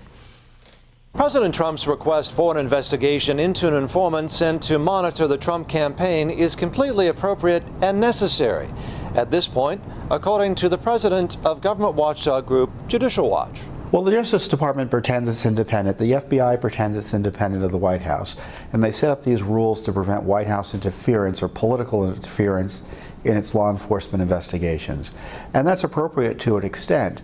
But when the Justice Department and the FBI are engaged in misconduct, you need outside entities such as the White House, who is supervising the FBI and Justice Department under our Constitution, the President of the United States is, to exercise some oversight. And the president needs to exercise some oversight. And step up, or the declassification of documents and materials as best he can, and ultimately shut down the Mueller investigation, says Judicial Watch President Tom Fitton. We have to remember that the Mueller Special Counsel investigation began in 2016, practically speaking, because that counterintelligence investigation that saw the FISA warrant abuse, that saw the spying, that saw this unmasking and all sorts of other things, saw the misuse of the Clinton DNC dossier. Specifically, Rosenstein handed that investigation over to Mueller. So that's all about Mr. Mueller. And so that's why the Justice Department has been refusing to turn over information, because they've been protecting this Mueller investigation despite the incipient corruption behind it. And that corruption could include an alleged spy inside the Trump campaign. An enigmatic figure, certainly, by the name of Stefan Halper, according to Fitton. Well, it looks like Stefan Halper was used by the FBI, maybe the CIA, to try to insinuate himself into the Trump campaign, maybe plant information. Clearly, he was being used to spy on the campaign. And we need the details of that, because it would be without precedent in American history for this to go by without an accounting. Have you ever seen anything like this before, where maybe the Department of Justice has had a spy in a presidential campaign? Nixon, maybe, where they were wiretapping the DNC, but they were using operatives. They weren't even using the agencies to do so, directly at least. But I'm not aware of a scandal as severe as this one. Fitton adds that the big question now may well become, what did Mueller know about Stefan Halper, and when did he know it? John Hines, One American News, Washington. It's worth noting that this was actually posted to the Judicial Watch official YouTube page. Again, it's like conservative media is the only one that's talking about this sort of stuff. Everything else is just not saying a single thing about it. It's just silence. Yeah, it's a pain in the butt. I know this next clip is going to be a little bit polarizing, because a lot of people have different opinions about him. But man, Ben Shapiro just has a way with words, doesn't he? Let's find out if he does. More now on our top story. Newly released text messages between FBI officials Peter Strzok and Lisa Page are raising new questions over what role then President Obama may have played in the months leading up to the 2016 election. Page texted Strzok in September of 2016 saying, quote, POTUS wants to know everything we're doing. Now, that was around the time the FBI was about to end its investigation into Hillary Clinton and expand its Russia probe. So we don't really know what that's referring to. Ben Shapiro is editor-in-chief of DailyWire.com and the host of The Ben Shapiro Show. Great to have you with us, Ben. What's your reaction to the new texts? I mean, it all depends on what the context is. So it seemed like the original context, people thought it had to do with the Clinton investigation. Now it seems like the opposite. It has to do with general Russian interference in the election. For a second? But until we have the context. Is he straight up dressed as an Israeli flag? Whoa. I didn't realize that when I was clipping the clip. Look at him. He's got the blue and the white, and the blue's in the middle, just like the flag. Oh, it's so funny. I've never. Wow. That is a nice. That's a pretty sharp suit, though. Got to give him that. You gotta love messaging. It's so good. All right. It's hard to know whether this is something important or not. What we do know is that Strzok and Page were motivated against the president. They didn't like the president. How that manifested in their behavior is something unclear. It's pretty clear, by the way, that the FBI and the DOJ were working hand in glove with top members of the Obama administration with regard to the Hillary Clinton investigation a lot earlier than this. When it came to Loretta Lynch, for example, working with James Comey, it's hard to believe that the president of the United States would go on national television and say he didn't know anything about Hillary's private server at the same time that he was emailing her at her private email address. And obviously that was a serious problem, I think, for him and for the FBI and for the DOJ. But as far as these specific texts, they may turn out to be nothing. We just don't know yet. All right, I want to play a little bit of what he told our Chris Wallace. This is back in April of 2016, as a lot of these things were ramping up. Here's what he said about getting involved or not getting involved with investigations. I do not talk to the Attorney General about pending investigations. I do not talk to FBI directors about pending investigations. We have a strict line and always have maintained it, previous presidents. Just to button this up. I guarantee it. I guarantee that there is no political influence in any investigation conducted by the Justice Department or the FBI, not just in this case, but in any case. So, Ben, do you take him at his word there? No. How do you interpret that? I didn't take him at his word, when he said it, and I didn't take him at his word before these texts came out, because there were other texts from Page and Strzok talking specifically about going easy on Hillary Clinton because she might be elected president of the United States. So this latest round of texts, again, seems to me almost irrelevant. I think it's the earlier texts that make more of a difference with regard to the Hillary investigation. Meanwhile, we're getting new information today that relates to the FISA applications and warrants with regard to the Steele dossier, looking into Carter Page. We've gotten a lot more information now from this memo that came from Senators Grassley and Graham outlining not only what we'd heard in the House memo, but it seems to add detail to that and some texture to that as well. What do you make of those revelations? I mean, they don't seem new, but they seem to bolster the later memo that came out from the House Intel Committee. They do add some depth of accusation and allegation to the actual Nunes memo. Well, what they essentially allege is that there were Hillary Clinton advocates, friends who were in Libya who were funneling information to the State Department after Hillary left, obviously, but there were still people she'd worked with. And the State Department was then funneling that information to Christopher Steele, who was then packaging that information and handing it over to the FBI. If that's the case, it looks like the State Department was being used as a go-between for bad information pushed forward by Hillary Clinton allies, including perhaps Sidney Blumenthal, if Trey Gowdy's implication means anything. If that's the case, then one of two things could be true. Either there could be some sort of corruption inside the FBI. The FBI knew that this was bad info. They didn't check it, and they were so out to get the Trump campaign that they decided to open a FISA warrant on Carter Page out of suspicion and basically just gin something up. The other possibility is that they were actually suspicious of Trump. They were actually suspicious of Carter Page, and they decided to cut a few corners and use information they didn't know was completely good in getting the Carter Page application. If that's the case, if that's what happened, the latter thing, then we actually have a broader problem with FISA applications and FISA courts, not just with regard to this specific application. All right. Meanwhile, and we're all hoping we get those FISA applications at some point because it would clear up a lot. And meanwhile, you don't think it would be a good idea for the president to sit down with Special Counsel Mueller as he is now moving forward with his investigation. You said this. You said no lawyer, including Joe Pesci and my cousin Vinny with the full-on clown velvet suit, which is one of my favorite visuals ever, would allow President Trump to get into a room with Robert Mueller. It would be the height of stupidity to do this. But he is chomping at the bit to do it. You know that. Well, I mean, if the lawyers have to take him down to the basement of the White House and physically chain him up to prevent him from talking to Mueller, I would recommend that be on the table so long as they don't violate his consent in any way, because that would be illegal. But it would be such a mistake, just as a lawyer, it would be such a mistake to put somebody like President Trump, who likes to bloviate, who likes to exaggerate, who likes to say that everything is the biggest, the strongest, the best, the hugest, the most incredible, put that in front of a trained lawyer like Robert Mueller, a trained investigator like Robert Mueller, who's going to sit there trying to pick apart statements. Like, Bill Clinton was a very good lawyer and a very smart guy when it came to manipulating the language, and he got caught in a perjury trap by a special investigator. It's not hard to see how President Trump gets caught in some sort of perjury trap or obstruction trap by the FBI. Ben Shapiro, thank you very much. And by the way, I'm going to have to check out My Cousin Vinny again this weekend. Just some of the best courtroom scenes ever in history. Ben, thanks. Absolutely. I think I'm going to have to check that out, too. Yeah. I gotta say, Ben Shapiro, kind of a polarizing subject in the conservative circles these days. A lot of people love him, a lot of people don't love him. But he does make a pretty good point. And when he's right, he is right. Oh my God, is he right when he's right? He always brings the sauce. I respect that about him. Even though he kind of cherry picks sometimes. All right. We got a few more that we can get through here. About this whole Trump investigation update. So we know we covered Stephen Halper, paid by the Obama administration and, used as an informant to the FBI. We've covered the whole Obama denying that statement, before this investigation started. And now it looks like he's got a little bit of egg on his face, which is interesting when you think about his Netflix show that we covered earlier in the show. I wonder if they're going to make him eat crow on it. Right? It's kind of interesting, but I doubt it. I bet you that's going to be more of their messaging platform so that he can continue to try to influence policy. You got to remember, they're still on that social justice juice.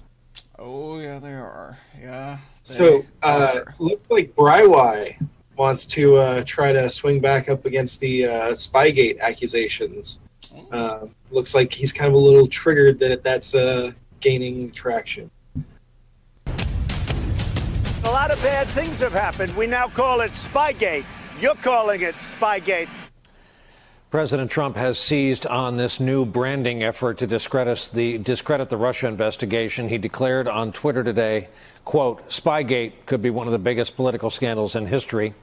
Based on what we know to be his TV viewing habits and his late night chats with a certain Fox News host, there is no shortage of source material or validation for their most prominent viewer. These type of tactics, spying on an opposition party in an election year. Are you kidding me? The new report that may indicate that the Obama administration did, in fact, spy on the Trump campaign. And then the news came out about the spy. This was the spying on the campaign of the opposing party. They knew what they were doing, and they were engaged in an active, ongoing, politically motivated spying operation. To put the fix in to save Hillary's campaign. Then they quickly started spying on the Trump campaign. Let's talk about this with a man who has engaged in spying. Malcolm Nance, a veteran of naval intelligence, special ops, homeland security, 35 years experience working in counterterrorism and intel. Also happens to be the author of The Plot to Hack America, How Putin's cyber spies and WikiLeaks tried to steal the 2016 election. So, Malcolm, how and where does it strike you when you hear all of that, when you hear our president call this Spygate? Not at all. Well, I find it very ironic that he would actually choose that term, besides the nod that we need to give out to the Patriots. By using the term Spygate, it appears that he's carrying out a massive projection by trying to take this innocuous use of an informant by the FBI, which is very common, and conflate it into the exact scandal that is surrounding his campaign. In fact, I think we ought to take the term back. I think we should use the term Spygate. To be quite honest, Spygate technically describes the Russian spies who were possibly in conspiracy with members of the Trump campaign in order to steal an election and subvert American democracy. That's the real Spygate. That's why I want to play you the following. This is James Clapper appearing on PBS today. This is the former director of national intelligence and the allegation fake news from us. he He can't makes have this now one, too. about 2016. We'll talk about it on the other side. Since I left the government, though, as a private citizen, it's what I would call my informed opinion. Look at those jowls. That given the massive Can we pause for a efforts second? made Just a and the quick second. Wait, former CIA? Really? Are we going to pretend like that's a thing? That is not a thing at all. You're CIA for life, man. Seriously. Exactly. Can we turn Yoda back on? of citizens that they touched, and the variety and the multidimensional aspects of what they did to influence opinion and affect the election. And given the fact that it turned on less than 80,000 votes in 3 states, to me, it just exceeds logic and credulity that they didn't affect the election. And it's my belief they actually turned it. They actually turned it. That right there is ball game, the one that Trump doesn't want to see or hear, because that speaks to the greater fear of illegitimacy of the election. And I think he's terrified of the idea that the possibility that illegitimacy, the belief that he is an illegitimate president with evidence coming out against it, will catch fire. And that is why he is making every effort to subvert the investigatory processes of United States law enforcement. This is, someone asked me the other day, they said, well, how would you explain this to the American public, what Donald Trump is doing? Well, let me give you a pop culture reference. It's sort of like when Penguin becomes the mayor of Gotham City. The problem is Robert Mueller is Batman, and he is mortally terrified. Mueller is not Batman. We've already cleared that up. That what's going to happen here is that law enforcement and justice will do their job. every one of them as Republicans. So he lies. He calls every one of them a Democrat. Listen, you know, I think that by doing this, by going this route of projecting and lying and then calling this Spygate, he seems to fail to realize that in 1780, Benedict Arnold didn't realize that his name would become infamous throughout all of history. I think Donald Trump might want to reflect on that. Hey there, I'm Chris Hayes from MSNBC. Okay, I don't think we want to give that guy some that, but lying, that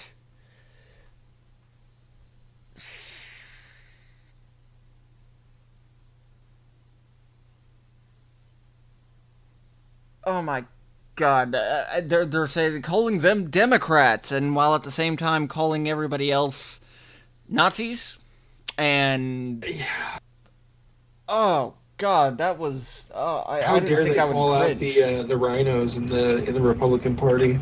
How dare you call out someone that doesn't actually support the policies that they said that they supported, lied to their voters? How dare you do that? That's so terrible. I just don't understand why anyone would do that. How dare you want to know the truth? Right. Okay, so that's their kind of like their swing back against Spygate. We got a clip here we got a couple choices here. I think we should probably pick to skip one or more of these because we've got kind of a big chunk to go through on the rest of our show, and we're running low on time here. What are we picking? Let's talk about this a little bit here. WikiLeaks kind of backed up the whole Obama Spygate thing. Mm-hmm. We got a clip about that, and I think we're going to skip that one because we've already covered our Spygate stuff. Looks like the House Republicans submitted a resolution for a second council. You know what? I think that's the big one. I think that's the big one that we should play because that's like the big mover this week. Let's go with that one. Republicans who have for months complained about the scope and duration of the special counsel investigation are now asking for a special prosecutor of their own. This comes as President Trump continues to insist the Justice Department look into reports of an informant inside his 2016 campaign. Chief Intelligence Correspondent Catherine Herridge is in Washington tonight with where things stand tonight. Good evening, Catherine. Well, thank you, Brad. The president left no doubt today where he stands on reports the FBI used at least one informant to gather intelligence on his campaign. If they had spies in my campaign, that would be a disgrace to this country. That would be one of the biggest insults that anyone's ever seen. And it would be that's very him illegal. Sitting with Moon. With the we South saw the Korean other part president of that by his side, later. the president did not avoid questions about his demands for the Justice Department to act. Some person got paid a lot of money. That's not a normal situation. The suspected informant met with Trump campaign aides Carter Page and Sam Clovis, and at one point was recommended for an administration position. The individual was known to former Trump campaign chairman Paul Manafort from the 70s, but they were not in contact during the 2016 election. With the president's insistence on a parallel investigation and the Justice Department expanding an existing probe to cover the informant allegations, the ranking Democrat on the House Intelligence Committee accused the president of overstepping his authority. This is information that the Justice Department, FBI, already expressed grave concerns about in terms of potentially risking people's lives. What has been said is dynamite. It's a scandal of our time. House Republicans introduced a resolution calling for a second special counsel to investigate a broad range of allegations against the Justice Department and the FBI spanning a 3-year period to include the Clinton email case, alleged government surveillance abuse, as well as how and why the Russia investigation began into the Trump campaign. This president has turned over 1.2 million documents to the special counsel Mueller. And yet our DOJ and FBI in a 7-month period has delivered less than 19,000 documents. Democrats accuse Republicans of improperly investigating the investigators. Normally, when you have Congress trying to interfere with an investigation, the president protects the independence of the Justice Department. But here the president is part of that interference. If that's crazy, you got to take that up with the guys who wrote the Constitution, because that's exactly what we're supposed to do. So just give us the stuff. Give us the information that we're entitled to see. The White House brokered meeting is fluid, with the latest information indicating it will be Thursday at the Justice Department, though a source close to the discussion said it's not clear the records requested by Congress, including those about an alleged FBI informant, will be made accessible. Brett. Catherine Herridge in Washington. Catherine, thank you. You know, usually she has a prop. Like, she usually has, like, documents or something. I wanted my... So she's like a prop comic. Yeah, you know, that sort of thing. All right, so that clip kind of covers the point that the next clip was going to have, which is that there may be also a second informant in the Trump campaign, which means a second spy. So Operation Crossfire Hurricane is intensifying. But I think we're going to skip that one. You know, we have a funny clip that I think we're going to skip. Just because I think we've all heard enough about Stormy Daniels. We don't need to watch a clip of, you know, some idiot in California giving her the key to the city. That's it. Stormy, no, that's gone. That's over. I should mention, however, though, that they did it in front of a sex shop. Bro, that's one of the funniest things that I've ever seen. Yeah, they gave her the Hollywood key to the city in front of a sex shop. I'm surprised they didn't give her a dildo, honestly. What the heck is happening to California? I'm glad I got out of there when I did. Yeah, dangerous. Hey, you know what? Down there they have to buy water. Bro, some of the interviews with some of those people that were just so stoked about her work in the resistance. Oh my word. The resistance. I don't think she puts up much resistance as long as your wallet's fat. But Tish. All right, that being said, I think we can go on to our politics. No, wait, we've got one more story, and it's actually a big one. This has been actually a big focus of the week. Trump got a lot of heat for calling MS-13 gang members animals. The left really had a problem with that. So we've got a couple clips that kind of walk you through the little, you know, wannabe scandal, and we should be able to cover the whole, you know, spectrum on this one. Oh, yes, we do. Let's play this then, shall we? Yeah. These are not people. These are animals. The President of the United States. Every day that you think you've seen it all, along comes another manifestation of why their policies are so inhumane and why we have to continue the debate, striving for bipartisanship with openness about what is at stake and what the choices are, and to be unifying in every way possible. Calling people animals is not a good thing. He insulted us once again. So here's what I think. I think clearly the president wants a war against Latinos and against immigrants. And that's why he expressed himself that way. Let's remember, you might make that distinction between members of MS-13 and the rest of the Latino community and the rest of the immigrant community. I assure you that most of Americans don't make that distinction. I, as a Latino, make that distinction. Do you want a race war? No. You need to listen to me, because if you don't, you're going to get a race war. That is the most absurd argument. Just like most Americans don't make the distinction between the 90% of Latinos that are here in this country legally, citizens of the United States, and anybody else he speaks about. Well, look, that's not the kind of language I generally use to describe people. But in this case, I think there are a lot of people in our country who might agree with that characterization. This MS-13 gang is extremely violent. They're responsible for deaths in our country, for a number of violent crimes. So, look, if he had just been referring to undocumented immigrants generally, I think that would have been a lot more serious. But again, when it comes to these violent gangs, I think that a lot of their conduct is very violent and animalistic in nature. Grab your nearest Hispanic legislator and get them on a camera right now. Oh, goodness. Oh, my gosh. This is a gang from El Salvador. Come on. It started in the 80s. And what's even weirder about it is that in 2006, the CIA was investigating the guy who was the leader of MS-13, and they found him, and instead of arresting him or anything like that, they just deported him back to El Salvador, where, he was just killed in, gang violence, and nobody's ever found his killer. Nobody cares to. I wonder why. Yeah. They're a serious problem. Yeah. They are. Anyway, we got to move on. Let's see what Trump's remark was.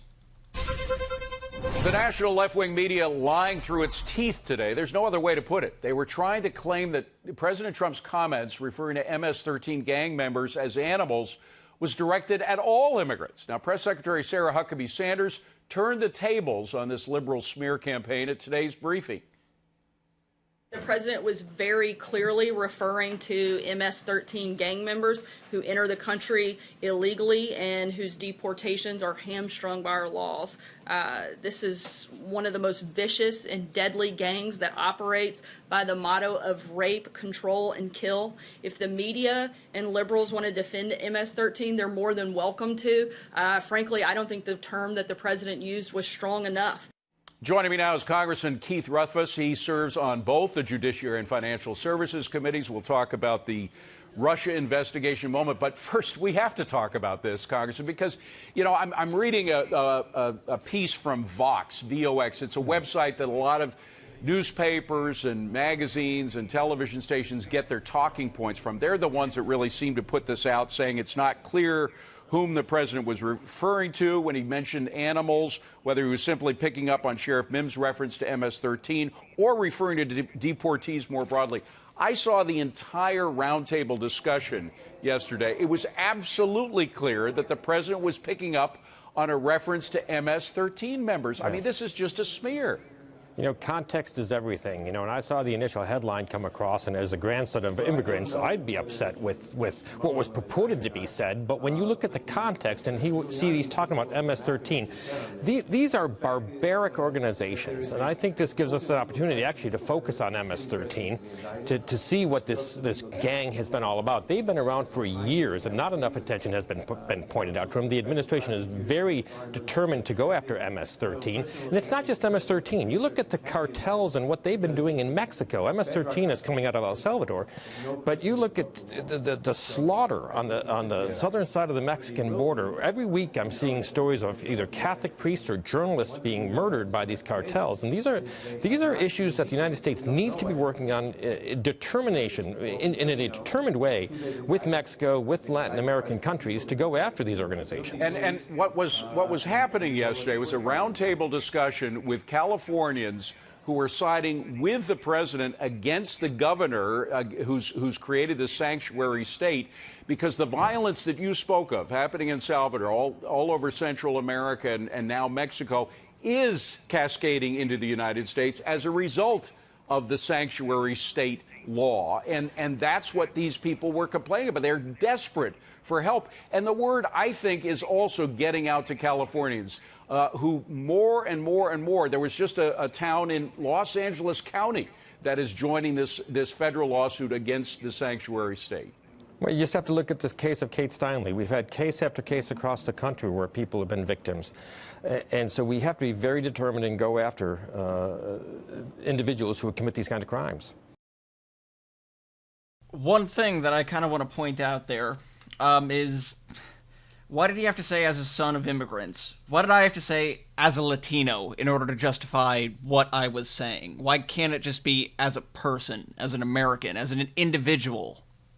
Because they focus on the identity politics to divide everyone. Oh. How dare you all come together, despite your differences, and maybe celebrate your differences and then maybe share them with each other. But no. We want you to stay in this lane. You have to be like this. You have to do this. You have to be these stereotypes. Yeah, exactly. You need to be this if you're this. Why? Why do people do things? Speaking of, if you need to be this, this is what MS-13 is. Morning, Tom. Yeah, this story has so much going on in it. 2 MS-13 gang members are accused of pretty sick, horrific crimes. They were in court just a few hours ago, but the thing is, they acted like nothing was wrong, smiling and waving at our cameras. I want to show you this video. Here they are, Miguel Alvarez Flores. He's 22 years old. He's the one in that green shirt. He waved at our camera. And 18-year-old Diego Hernandez Rivera is next to him. Now, these two have been charged with murdering a woman known as Genesis, who was found shot to death on the side of Sharpcrest Street in Southwest Houston. Her body found 2 weeks ago. That woman still has not been identified, but we've been showing pictures of her rings. Police still trying to find out who she is.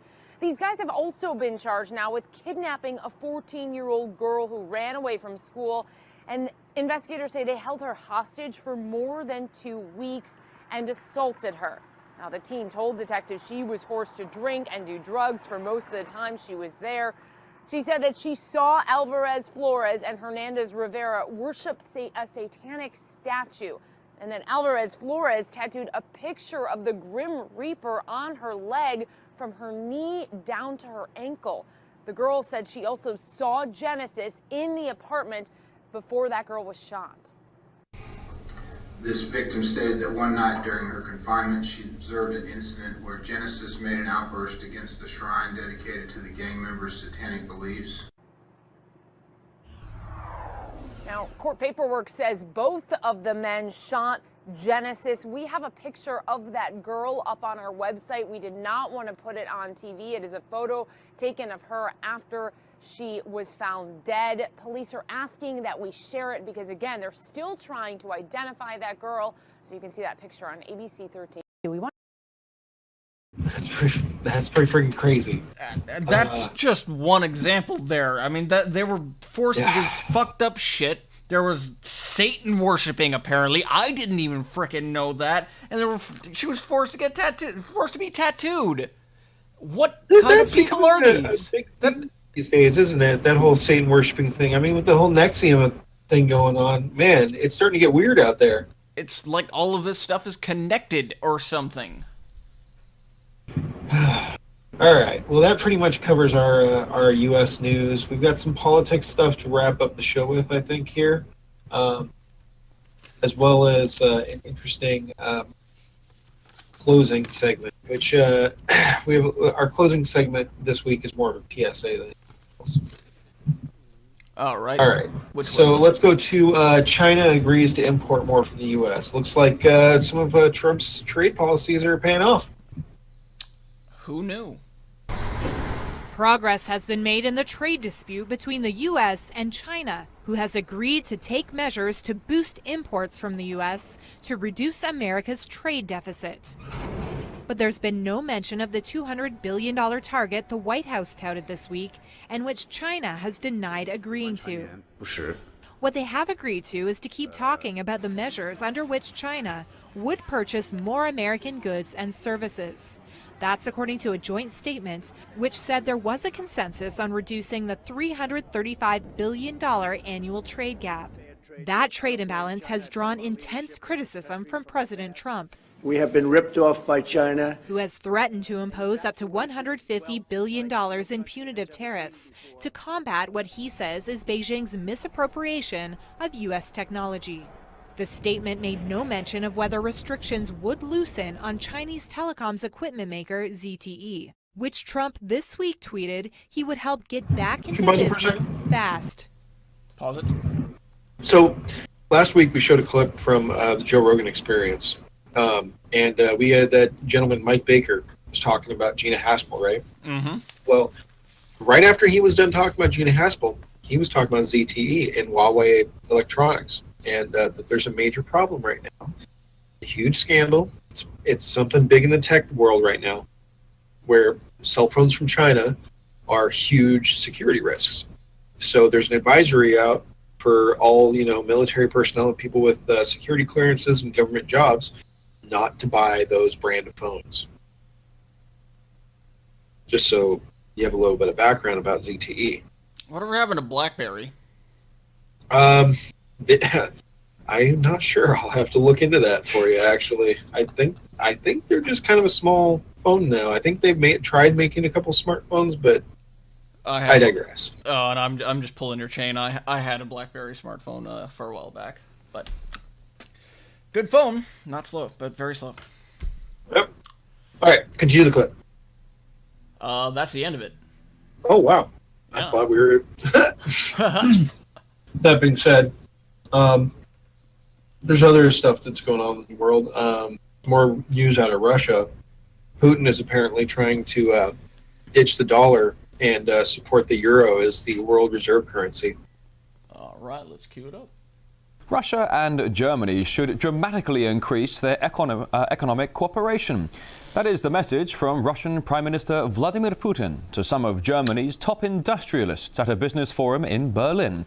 RT's Yegor Piskunov has been following the discussion. Is he confused about his accent? Vladimir Putin made a speech at the forum focusing on the cooperation between Russia and the European Union, calling for more cooperation and more ties. In fact, he said that if Russia and the European Union want to stay competitive in the world, in the international economy, then it is vital for both to work together. He also called European partners not to hamper cooperation between European companies and Russian companies. Once again, he talked about creating a free economic zone, free trade zone between Russia and the European Union from Lisbon to Vladivostok, and called the international community, but specifically business elite here in Germany and the European Union, to put their efforts together in order to solve the remaining problems,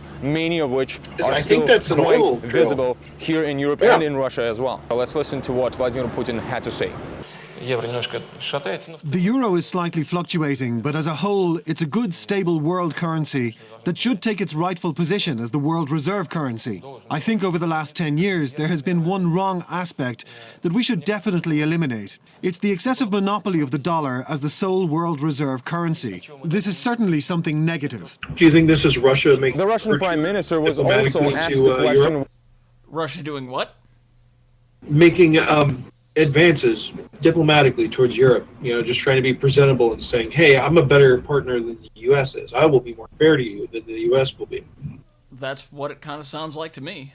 Whether or not he was going to run for president during the next presidential poll in Russia. Well, Vladimir Putin said that both he and the president of Russia, Dmitry Medvedev, are used to these questions, and he said that both of them answer these questions in the same way, that when the time comes, they're going to both study the situation together and determine what's better for the country at the time of the upcoming poll. And of course, he says their decision will be based on what's best for the Russian nation.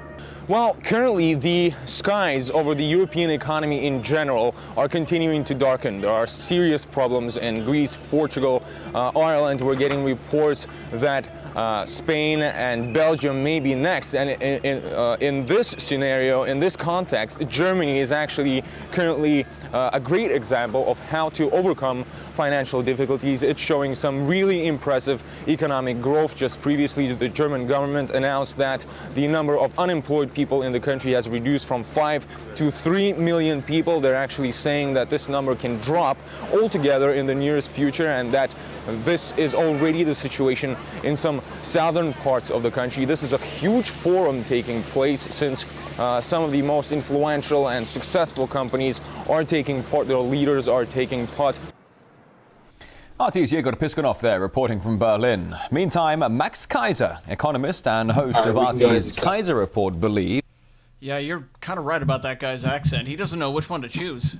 Yeah, it's a little weird. It's like he's British and Russian, but he's like from like some like really posh place in the UK, and like he's like learned Russian from like Yakov Smirnov.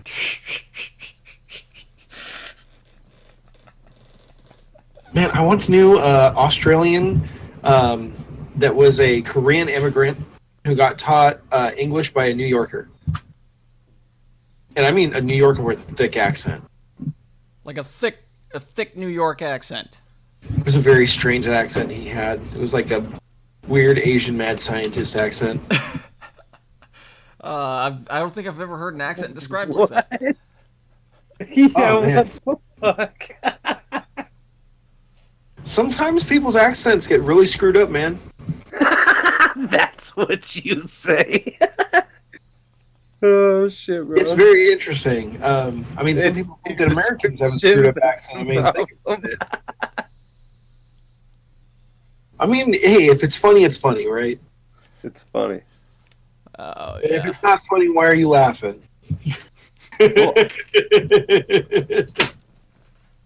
All right.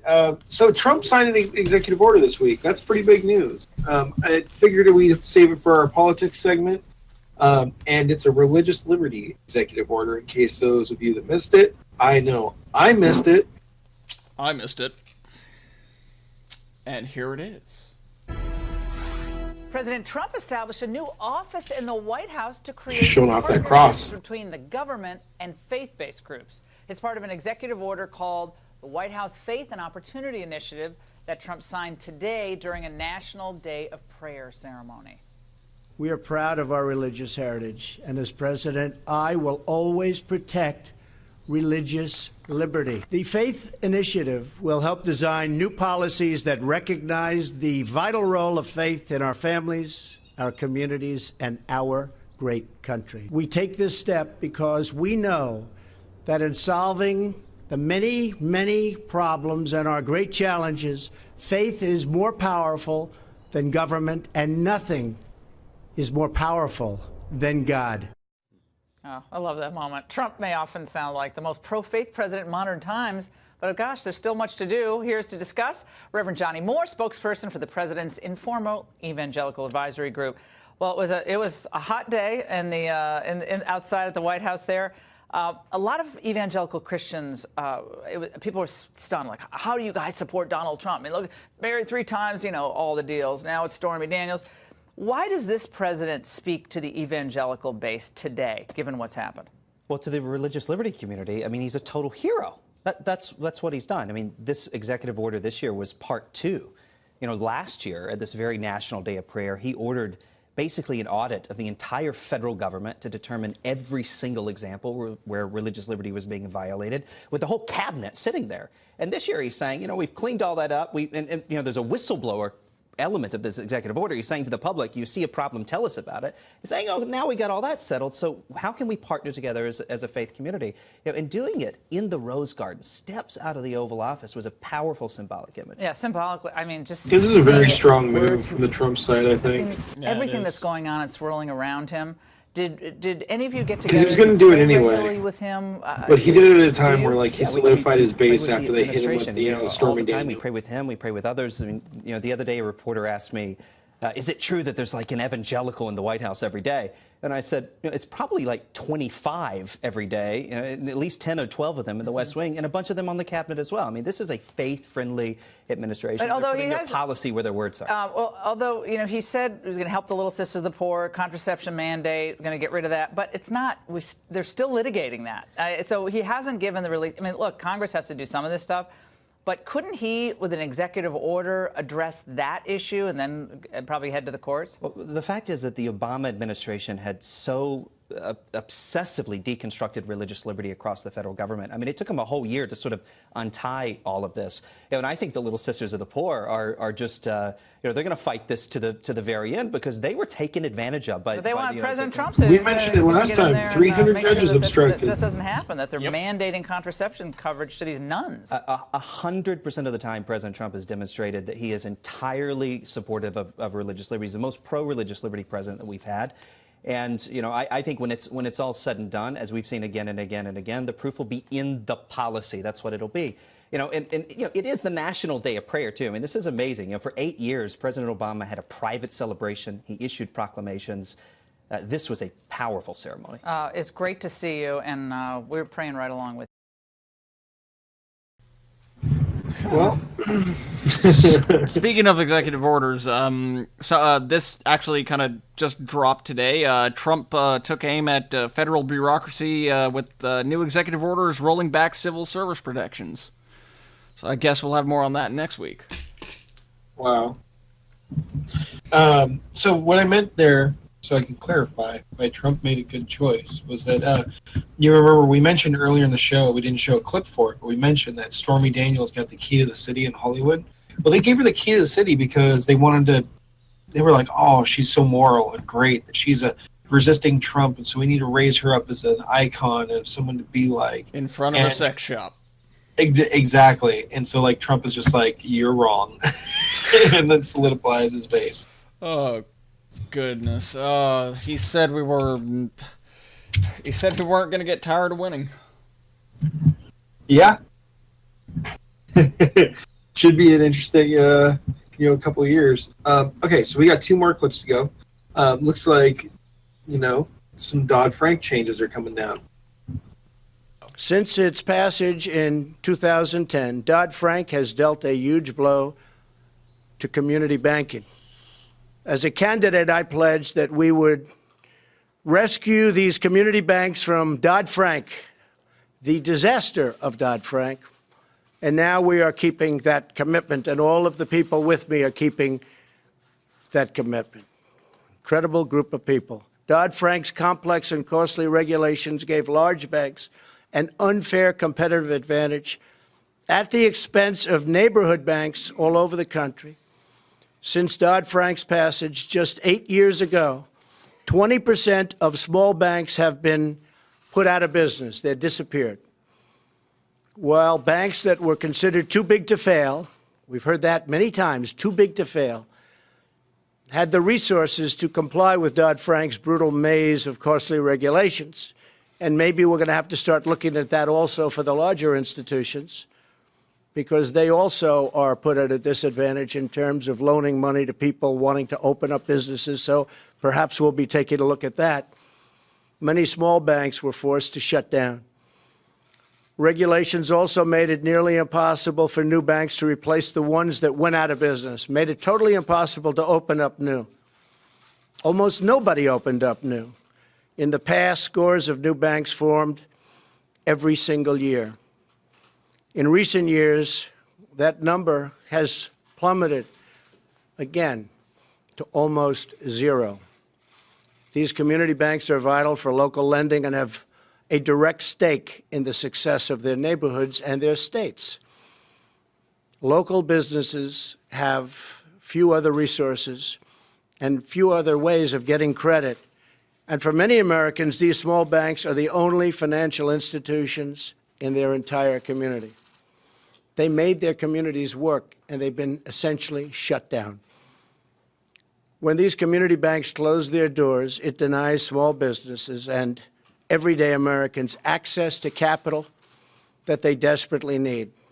By liberating small banks from excessive bureaucracy, and that's what it was, bureaucracy, we are unleashing the economic potential of our people. This legislation also strengthens protections against identity theft, big problem nowadays, bigger than anyone understands. Expands crucial financial access to low-income and minority communities, and ensures that educational and job training opportunities are available to more families in need. Those are great opportunities. Some of the people up here are working very, very hard on creating those opportunities for people. These reforms are critical to helping all Americans thrive and to prosper. Today's legislation is the next step in America's unprecedented economic comeback. There's never been a comeback like we've made. And one day, the fake news is going to report it. But that's okay. You've been very nice, actually, today. You've been extremely nice. Republicans in Congress passed the biggest tax cut and reform in the history of our country. We passed and signed a record number of bills terminating job-killing regulations. In the history of our country, no president, whether it's 4 years, 8 years, or 16 years in one case, has ever passed more regulation cuts. And these were necessary cuts because we're leaving necessary regulations. Regulation is fine, but it's got to be reasonable. And that's what we've done. Unemployment has reached its lowest level in nearly 2 decades.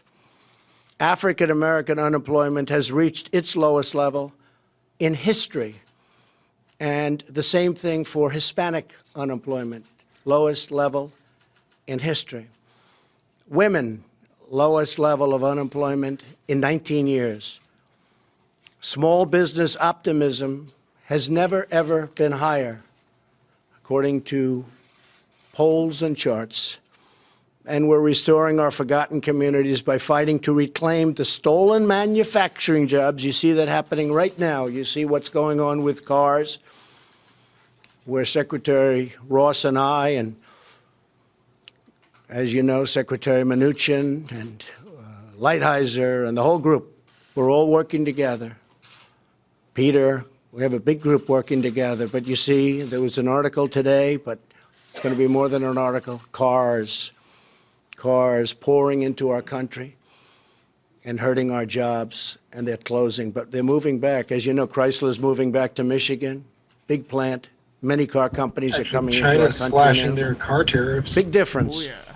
But you take a look at what we're doing on trade. China, going to be much different. A lot of reporting doesn't have it right because we're not talking about the deal we're trying to make. We don't want to do that.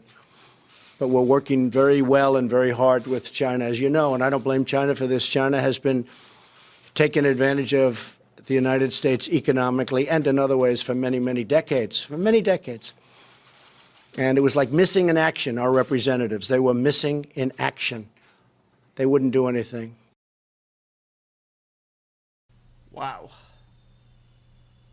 Yeah, it's pretty astounding the level of cognitive dissonance that the media is throwing out there these days. Indeed, it's nice it to is. kind of get a look at what's actually happening.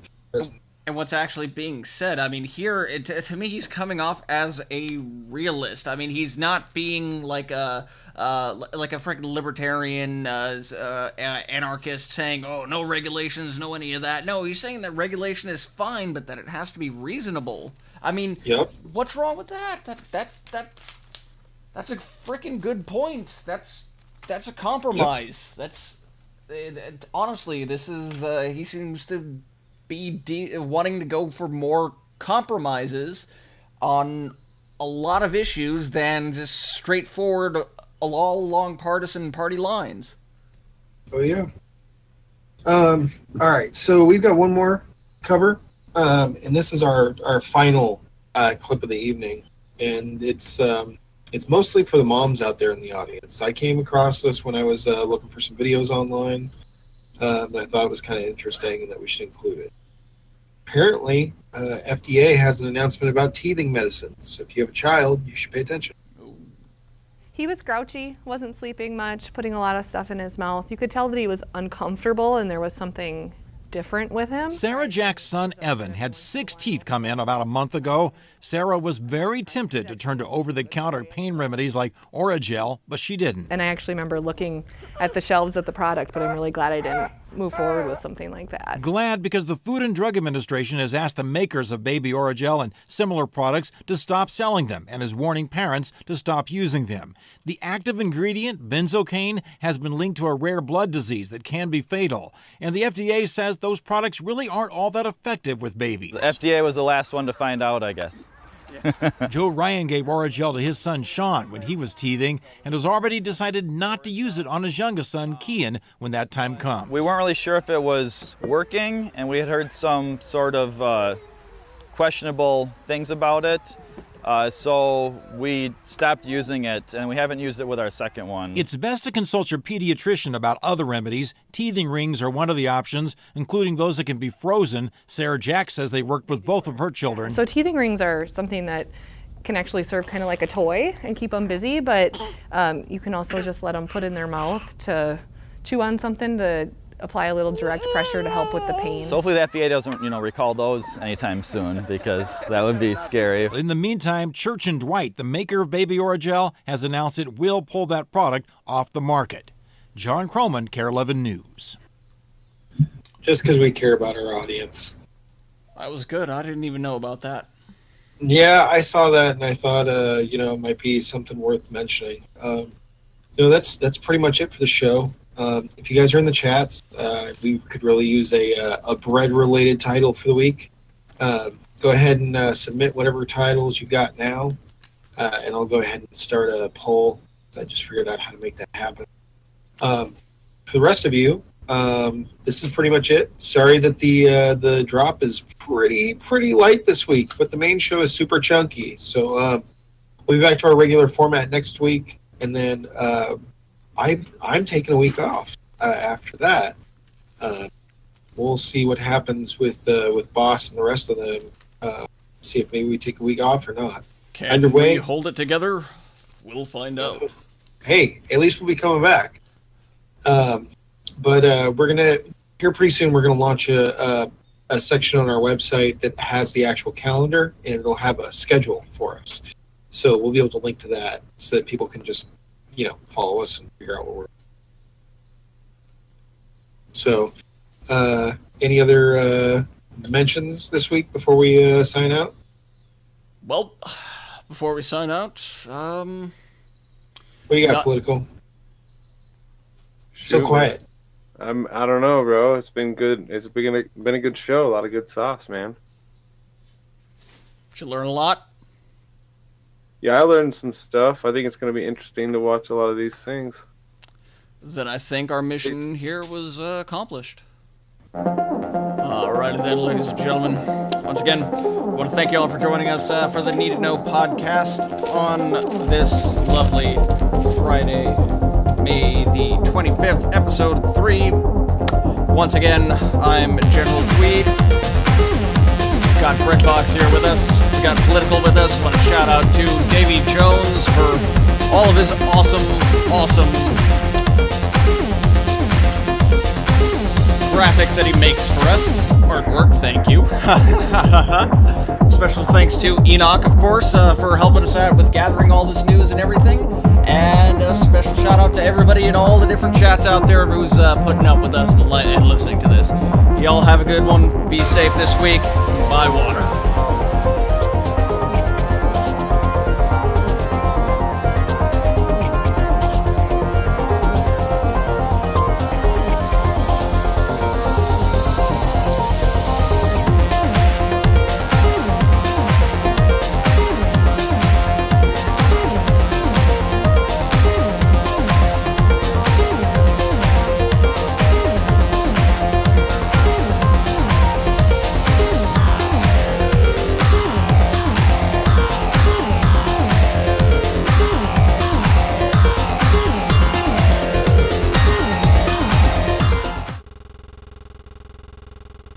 Let's see our first live clip. Let's watch this clip about the 30-year-old virgin living in his mother's basement that he should be allowed to stay. See if we can warm up a little bit with that. Millennials can be an ever-complicated balance. The cost of living, housing, it's expensive. Finding a place in the job market, tough. And of course, there are lots of other curveballs life can throw their way. A lot of that pressure has kept more and more millennials from moving out on their own. We know that. But the story that everyone's talking about this morning, the 30-year-old who's being evicted by his own parents. That has happened to a family in New York. It rolled all the way into court, where a judge ordered Michael Rotondo to leave 8 years after he'd moved back in. So he's 30, moved back in at 22. Now he's speaking out, saying he wasn't prepared to support himself. He wanted a reasonable amount of time to vacate. When did your parents say, okay, it's time for you to move out? It was October they started threatening me with it. And what did they say to you? They said, you need to get a job, you need to get health insurance. I've been trying to make it so that I can... Oh my God, the cringe. So I do expect to be able to do that, but... Is that their video quality? Is that bad? 5 eviction notices, an offer of cash to help him find a new place, $1,100. Oh my God, look at that. They offered him cash. He has other priorities on his mind. Please leave. We'll get into that in a second. Because, ooh, boy, there's a lot to talk about here. So, Scott, Signa, Salima, all in reaction. Oh, Unbelievable. It's I think it's unbelievable. I mean, I don't know. I left probably I was after 17. 3 years in undergrad. So Yeah. like I was. So you stayed at home for undergrad? I stayed at home for the first 3 years, and then the final 2 years, and then I moved to Toronto. So like I've been kind of out since probably my early 20s. Okay. But you know, and don't get me wrong, it's tough out there. to find jobs, certainly, like depending on what your industry is. I haven't been shy. My parents have given me some help along the way. Mine too. No doubt. Mine too. I was out when I was 19. 19, I did move back in after moving back from Vancouver. Very short amount of time, 2 months. In, out. In, out. But, you know, this is a really funny situation. I know, but what I got. This is a funny situation. It's becoming more and more common. Little twin boys. So Okay, when would they go out? I know, That like seems they're kind of toddlers, but I have a funny hard enough time with situation. childcare now. Let alone, can you imagine having 2 undergraduates or postgraduates or postgraduates living in your home? I mean, that's, you know, and I'm not a spring chicken, Heather. So like, it would be encroaching on my cruising years. Your cruising years. Sorry, no, cruising years. I come from I left home quite early, but I come maybe from if an the Indian boomers family. My didn't fuck up parents, the you know, they're the economy. type who would say, you know, stay forever. Right. Come home. Is this like still maybe until more traditional in terms of until you're married yourself and start your own family, or just welcome anytime? If they welcome anytime, you know. Okay, I'm stopping this video right there because this is just You go right this is just crazy. That's just they're talking. I want to show you guys a fucking better video on this one because this is one where the kid's actually fucking talking about it, and this is. Is this the one where he says that he demands that he should be allowed to stay in their basement? No, this is the one where he starts talking like he knows what the law is and tries to sound smart and everything. Let's hear.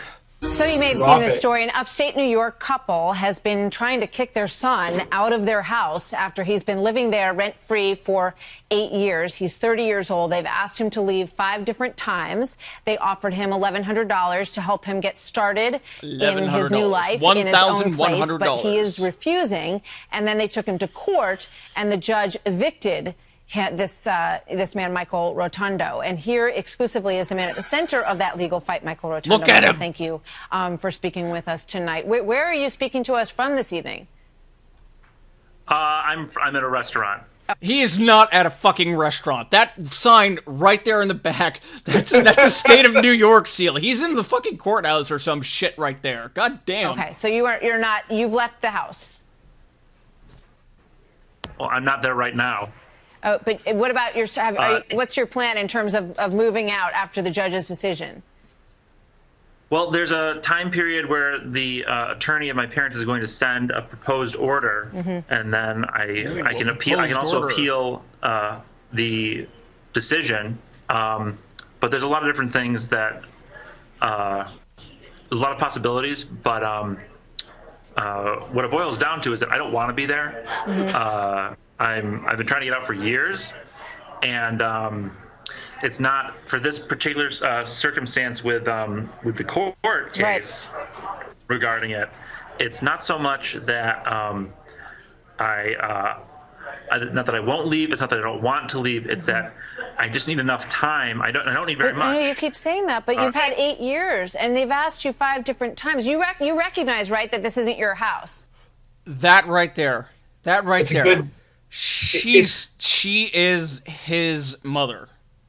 Dude, it's a good metaphor for the Obama presidency. This is their house. Do you acknowledge that? Well, when did I say that before? When you said I say that before? When did I say that before? Well, I saw you speak earlier today, and I read articles about your case, and it says that you've been there for 8 years and that you've been asked at different times to leave. So No, what are you saying? Oh, well, here's facts. that's why I'm saying that you've said in the past that you didn't have enough time to get out. I don't. I think that the argument that I've been making about not having enough time has only been speaking to the. Well, let me sum it up like this. The February 2nd notice is the first notice I received, or the first I had heard of the decision by my parents that they wanted me to leave. Right, that was So several it's- months ago. It's right, but it's all one thing. Okay, so what's your plan now? Well, I expect to be out in about 3 months or so. I'm going to try and make it so We're that definitely the- checking back in with this guy 3 months that the from court now. supports that's Yeah, right. that's We can get him on the show. And Do you understand why your mom and dad want you to go? Maybe they think it's the best thing for you to move on with your life, you know? Look at the look on his it's face. More of I feel like he's a good commercial for like I think it's more affiliated with the matters regarding my son than it is the fact that all of a sudden, after 8 years, the 2 days after their visitation proceeding is heard, that it's time for me to go right after that. Wait a minute, pause right there. That's he just mentioned his son.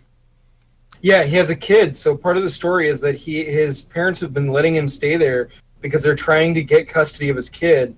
And when they weren't able to get custody of the kid, they're like, "All right, well, we don't need you here anymore." He has a son. He has a child. Yes, he has a child. This child has a child. Okay, sure. This child has a child. He's in that house, sure, for eight years. Whatever. He has a kid, and he's saying Is this right like there. Step Brothers too? He has a kid, but this is being ran as 30-year-old who's living with his parents got a judge to kick him out. That's what that's being run about. But what this is starting to sound like to me is that no, this is a grandparent access thing. This is about about them. This is about them not wanting the child in the house. The actual kid, his kid, the grandchild in the house. Really? Yeah, that's what this is sounding like to me. So, I mean, sure, yeah, this guy may be cringy, and I may have caught him on a weird frame where his mouth is open and all that stuff, but when you think about it, he actually has a child to care about, to give a shit about. Now, granted, yeah, he should get the fuck out of his parents' house and, provide for that fucking kid, but I mean, to begin litigating this, to begin to fucking up that little child's life and all that stuff just because of this, it's kind of, to me, it's just kind of fucked up. Yeah, it is. I kind of had a different read on it, actually. My read on it was that he was kind of a failing father and that the grandparents were trying to shoot for custody. No, if that's the case, I mean, bruh, step your game up, buddy. Oh, let's finish the rest of this. I think But nonetheless, they have the right to ask you to leave. It's their home, and they own it, and you live there. So we're gonna have to leave it there, Michael. I'm sorry, we had a little problem with the Skype, and I thank you for being here. We're gonna keep a close eye on your story, and we'll be watching because everybody's paying attention. Thank you very much. Just to say, does he realize that he's on national TV? Look how do you see his eyeball? How wide they went and how I think the He almost- excuse was that I think they just brought up Skype connection issues as an excuse. Oh yeah, they do that all the time. So I just have one more thing to say about that. I mean, that whole time he said he was in a restaurant, right? But he looks like he was in Hillary Clinton's server room, aka her bathroom. Yeah, look at that. Right? Where is it? All right, so we got a couple more clips to show before we jump into the main show. There should be one in there about sonic attack on Chinese. All right, pulling that one up. We had Pompeo's an got incident some words. in Guangzhou that was that the medical indications are very similar and entirely consistent with the medical indications that have taken place to Americans working in Cuba. One incident, we announced it to the workforce while we slept here last night. We have medical teams that are moving to be on the ground there. We are working to figure out what took place, both in Havana and now in China as well. We've asked the Chinese for their assistance in doing that, and they have committed to honoring their commitments under the Vienna Convention to keep American Foreign Service officers safe. Thank you. Have they asked anyone if they heard Laurel or Yanny yet? The world wants to know. Dude, I've not gotten onto that bandwagon. There's just some things where you just got to say no to, and that's one of them. I listened to it the other day and didn't hear either one. But this is becoming an actual issue now, yeah? I mean, this is like, what, the second or third sonic attack we've had on different American assets or like other countries, and they're starting to line up. I would think. But they still don't have any information on what's causing it. All they know is it's like a sound. Just a crazy sound. Where's it coming from? Probably from Well, some it's tiny not the device brown note. underneath it.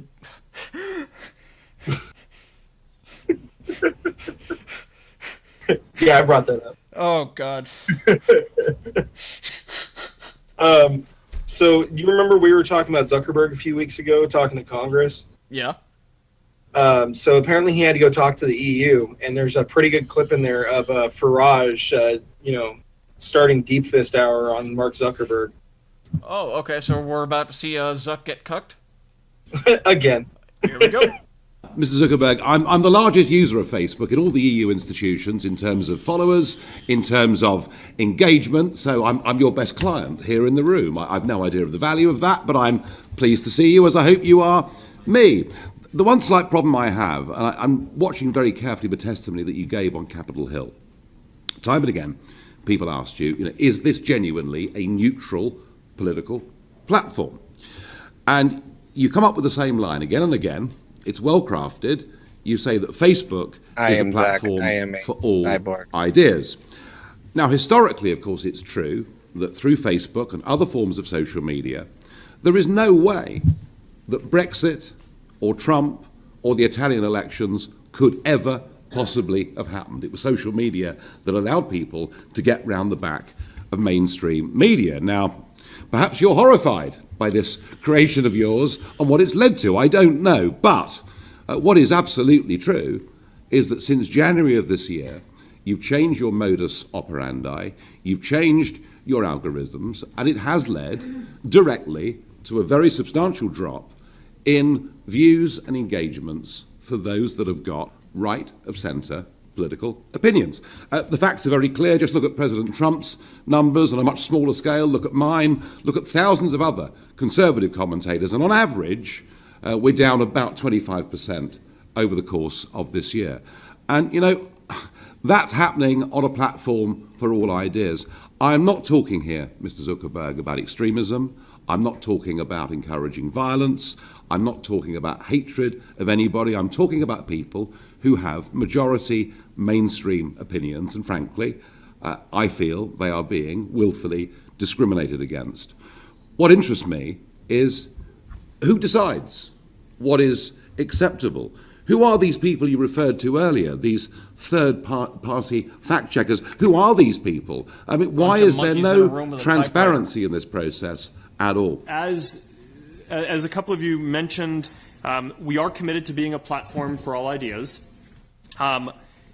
That means that we want to make it so that people can come to our service and share any idea across the political spectrum. It's very important to me that we're a service that allows for a wide variety of political discourse. We view that as a big part of our responsibility, and I can commit to you here today that we have never and will not make decisions about what content is allowed or how we do ranking on the basis of a political orientation.